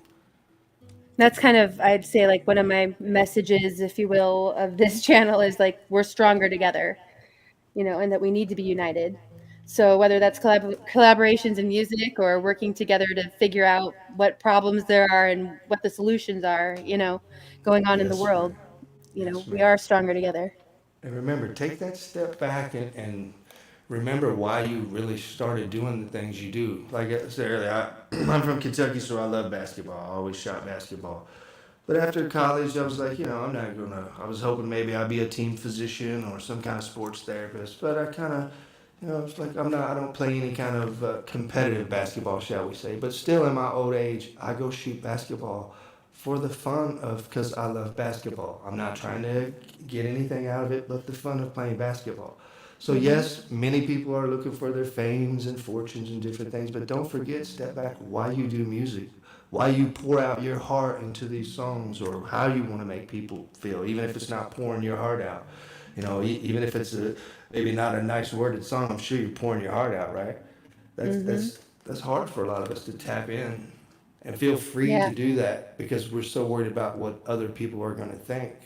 But you have a gift to share. I think that's part of why when you do and when other artists do, it resonates so strongly with those of us who are listening, because you're putting into words or into music, what we're feeling, which is amazing. And that is a uniting force. Yes, ma'am. It's therapy too. It's good for our own souls to get it out. So I do the same thing. Like, yeah, I don't go out and play live anymore, but I just sit around the house and play my guitar and make up songs because I love playing my guitar. Practice. And it's a blessing that people were like, wow. I remember, so on this journey that I was saying, I woke up one morning and I was like, okay, I want to write a song and put it on here. And I would always break down before I did the video of what the song's about, yada, yada. So I write one of my very first songs, and the next day I get up and a guy on YouTube covers my song. That was such an amazing feeling to me. I'm like, dude, I can barely play 3 chords and this guy's singing my song already. And it just feels, and I'm only giving you guys my story because you can do it too. Don't be afraid. Tap into what you want, or, it's there in you if you want it. Depends on, the work you want to put into it too. If you want to learn, it's not hard. Just take the time. But again, don't get, it's easy for us to get lost in our own ego of why we do things and the self-gratification out of it. And I guess that is part of the self-gratification, but seeing other people smile, like even at Creek Show last night, by the time I left there, I hope everybody had a good time. I assume they did. Maybe that's wrong of me to assume, but I think they did. Well, I enjoyed the time that I was there. I was only there for a little while. I wasn't there. I know you guys stayed, I heard, for a while, but I definitely enjoyed what I saw. Awesome. And I hope that was because I helped bring that. Not that it was about me, but as a collective, we did it together. Well, Anti says, all this Mamsie motivation has put me in the need for more Mamsie music. That's put you to sleep, bro. Shoot. You want me to sing another one? Yeah, absolutely. Okay. All right. Let me get out of the way. I don't know what to sing. Should I sing deep motivational song or should I sing ghetto songs? I have lots of. Let's go for the deep motivational. We're kind of in that theme tonight, it seems. Okay. I'll play that. I know you do song. I played this one on G-Maze the other night. I don't play this one live a lot either. And let me see. I need a cable. Oh, I got 20 headphones. I guess cables on another guitar. Let's see.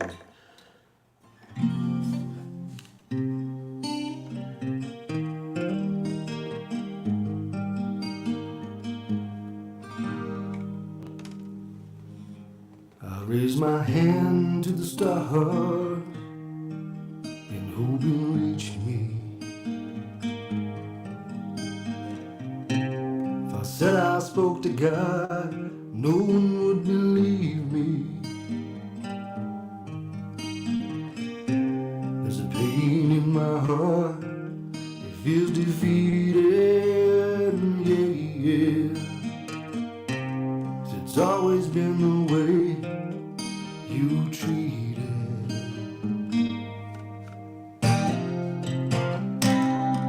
Nobody ever said it was easy. Ooh. Have a little faith and try believing.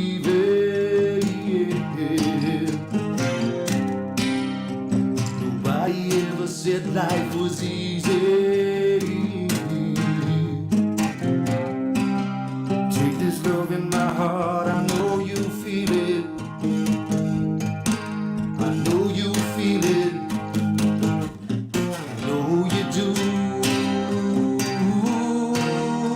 I know you do.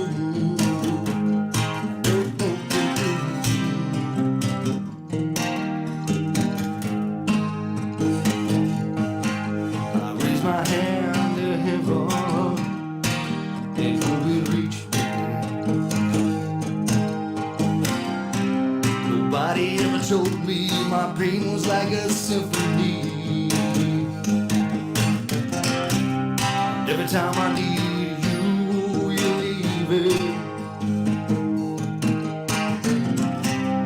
I'm holding on, but I'm barely breathing. Nobody's here. Nobody ever said life was easy. Have a little faith and try believing. Nobody ever said life was easy. Take this love in my heart, I know you feel it. I know you feel it. I know you do. I know you do.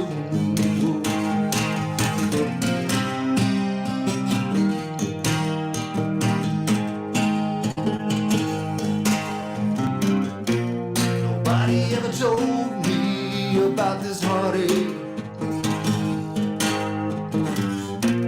Nobody ever told me life was easy. There's a love in my heart, I know you feel it.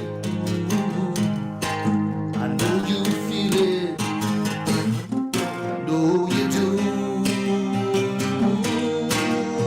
I know you do.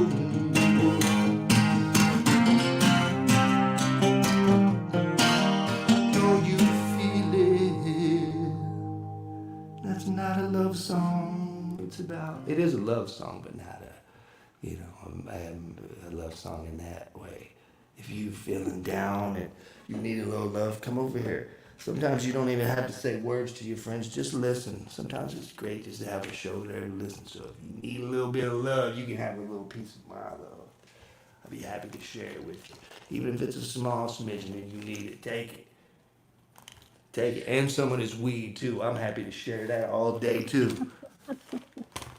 Love it, Mamsie. All day. I wish y'all lived around me. I'd be smoking y'all out. Y'all be like, we can't do no show because I am extremely stoned.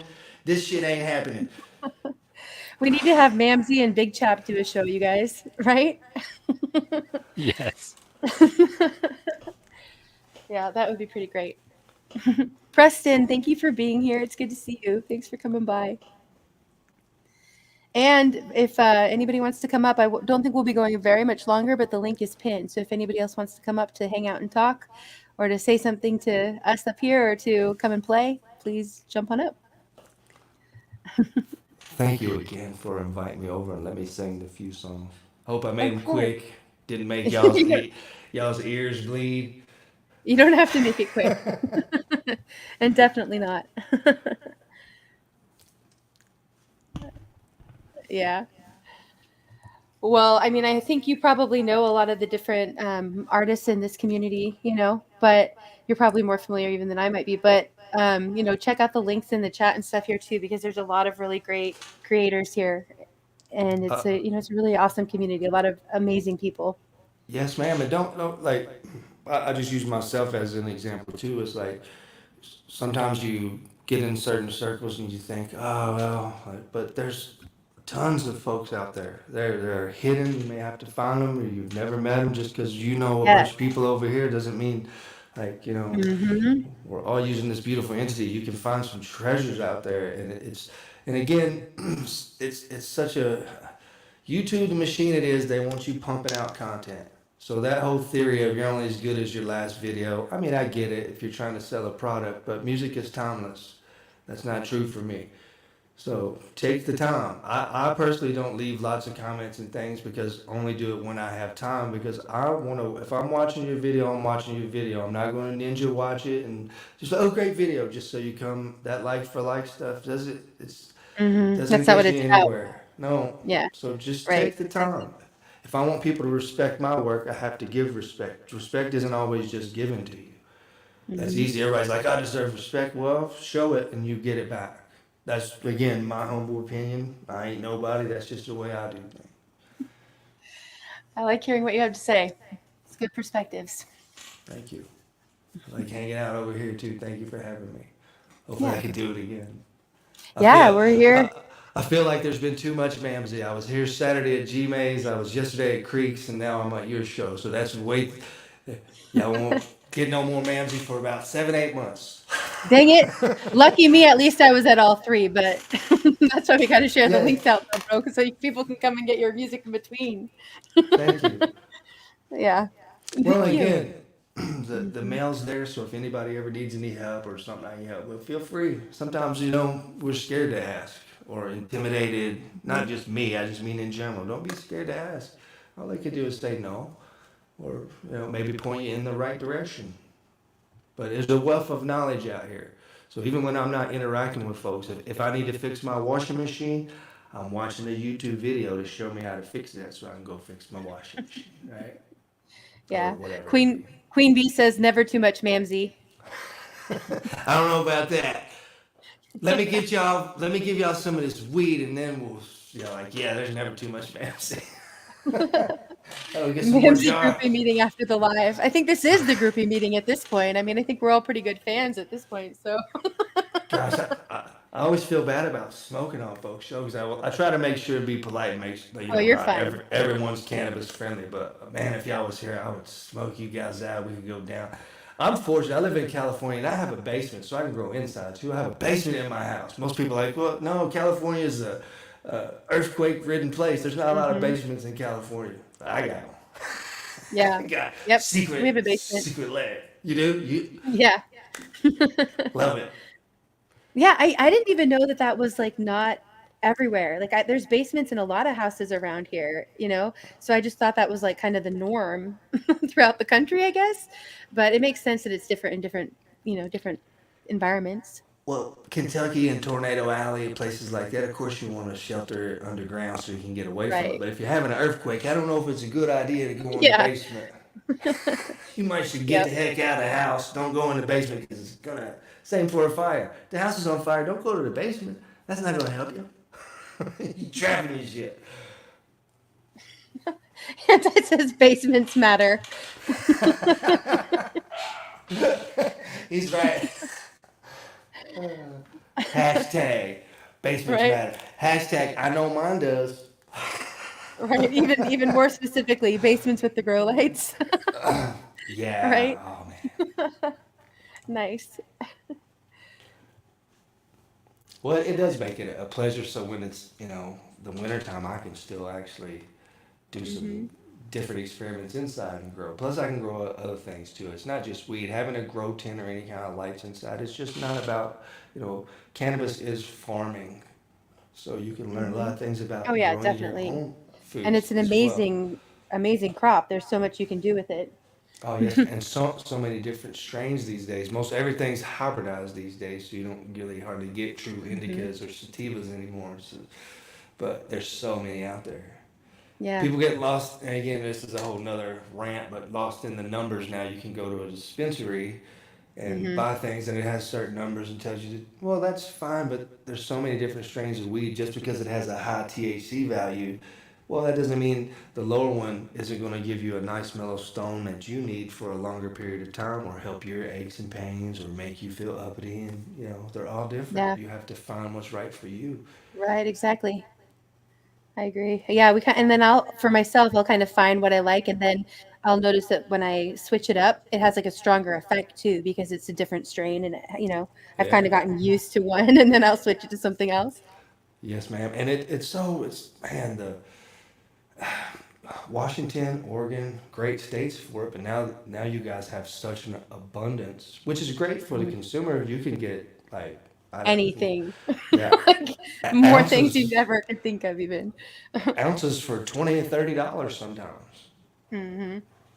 But in other places, like I'm about an hour from Reno, like they're still selling ounces there for $300 an ounce at the dispensaries. There's deals, but it's just. I don't know. That's a whole nother subject. We could talk about that all night too. Right. I did Steve-O too, says, Steve-O. I had a great time, man. And thanks for the after chat as well. That's awesome. It was a pleasure meeting all of you guys and hanging out. That's I love great. it when you meet folks and it's almost like, we already knew each other. It sure seemed that way. Exactly. Yep. That's great. Well, you guys, I'm sorry that I have to kind of wrap this up, but I do. Thank you to everyone who has been here. Mamsie, in just a minute, I'm going to say bye to everybody, but would you kind of play us out? Sure. I can play one last one. All right, awesome.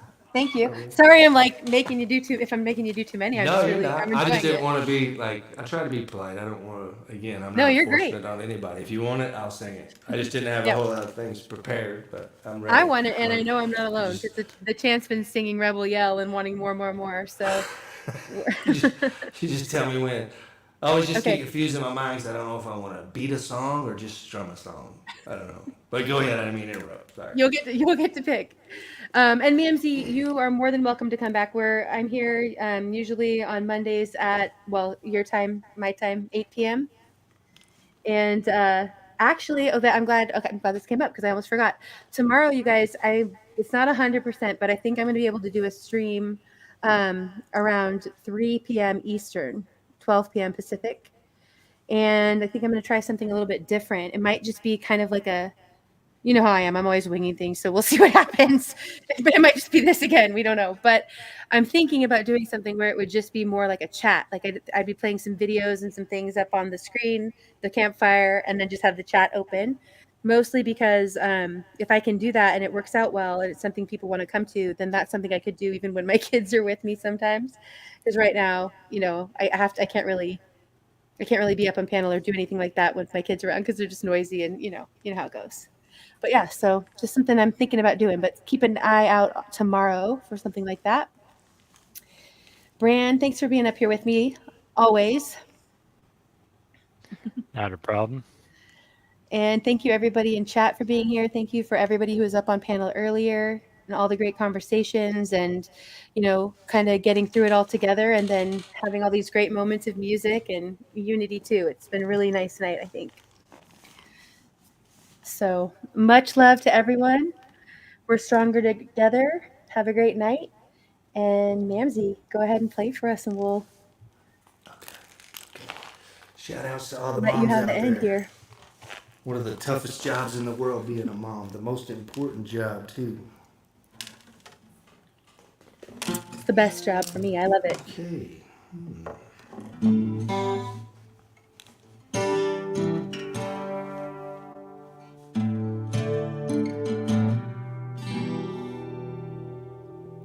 You say you're unlovable.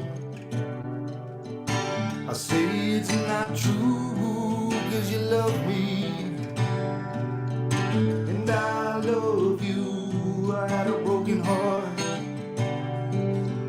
And that was a fact. I didn't know how I'd ever put those pieces back in dealing with the pain that we've been through. Maybe it's time to heal these wounds. Maybe it's time.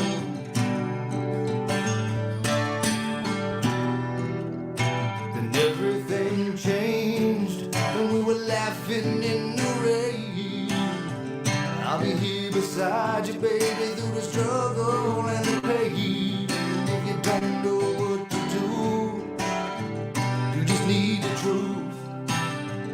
You don't choose love. Love chooses you.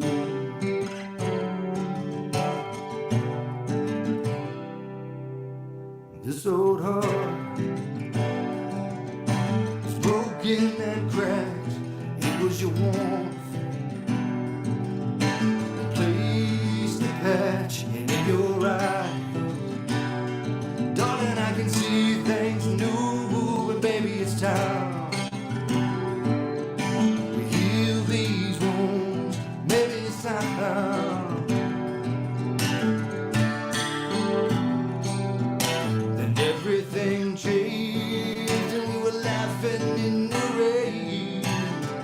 I'll be there beside you, lady, through the struggle and the pain. And if you don't know what to do, you just need the truth.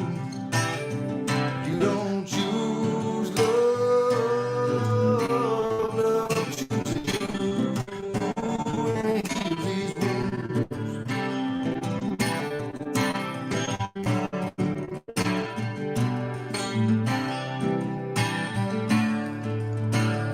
downhearted, I'll be here beside you.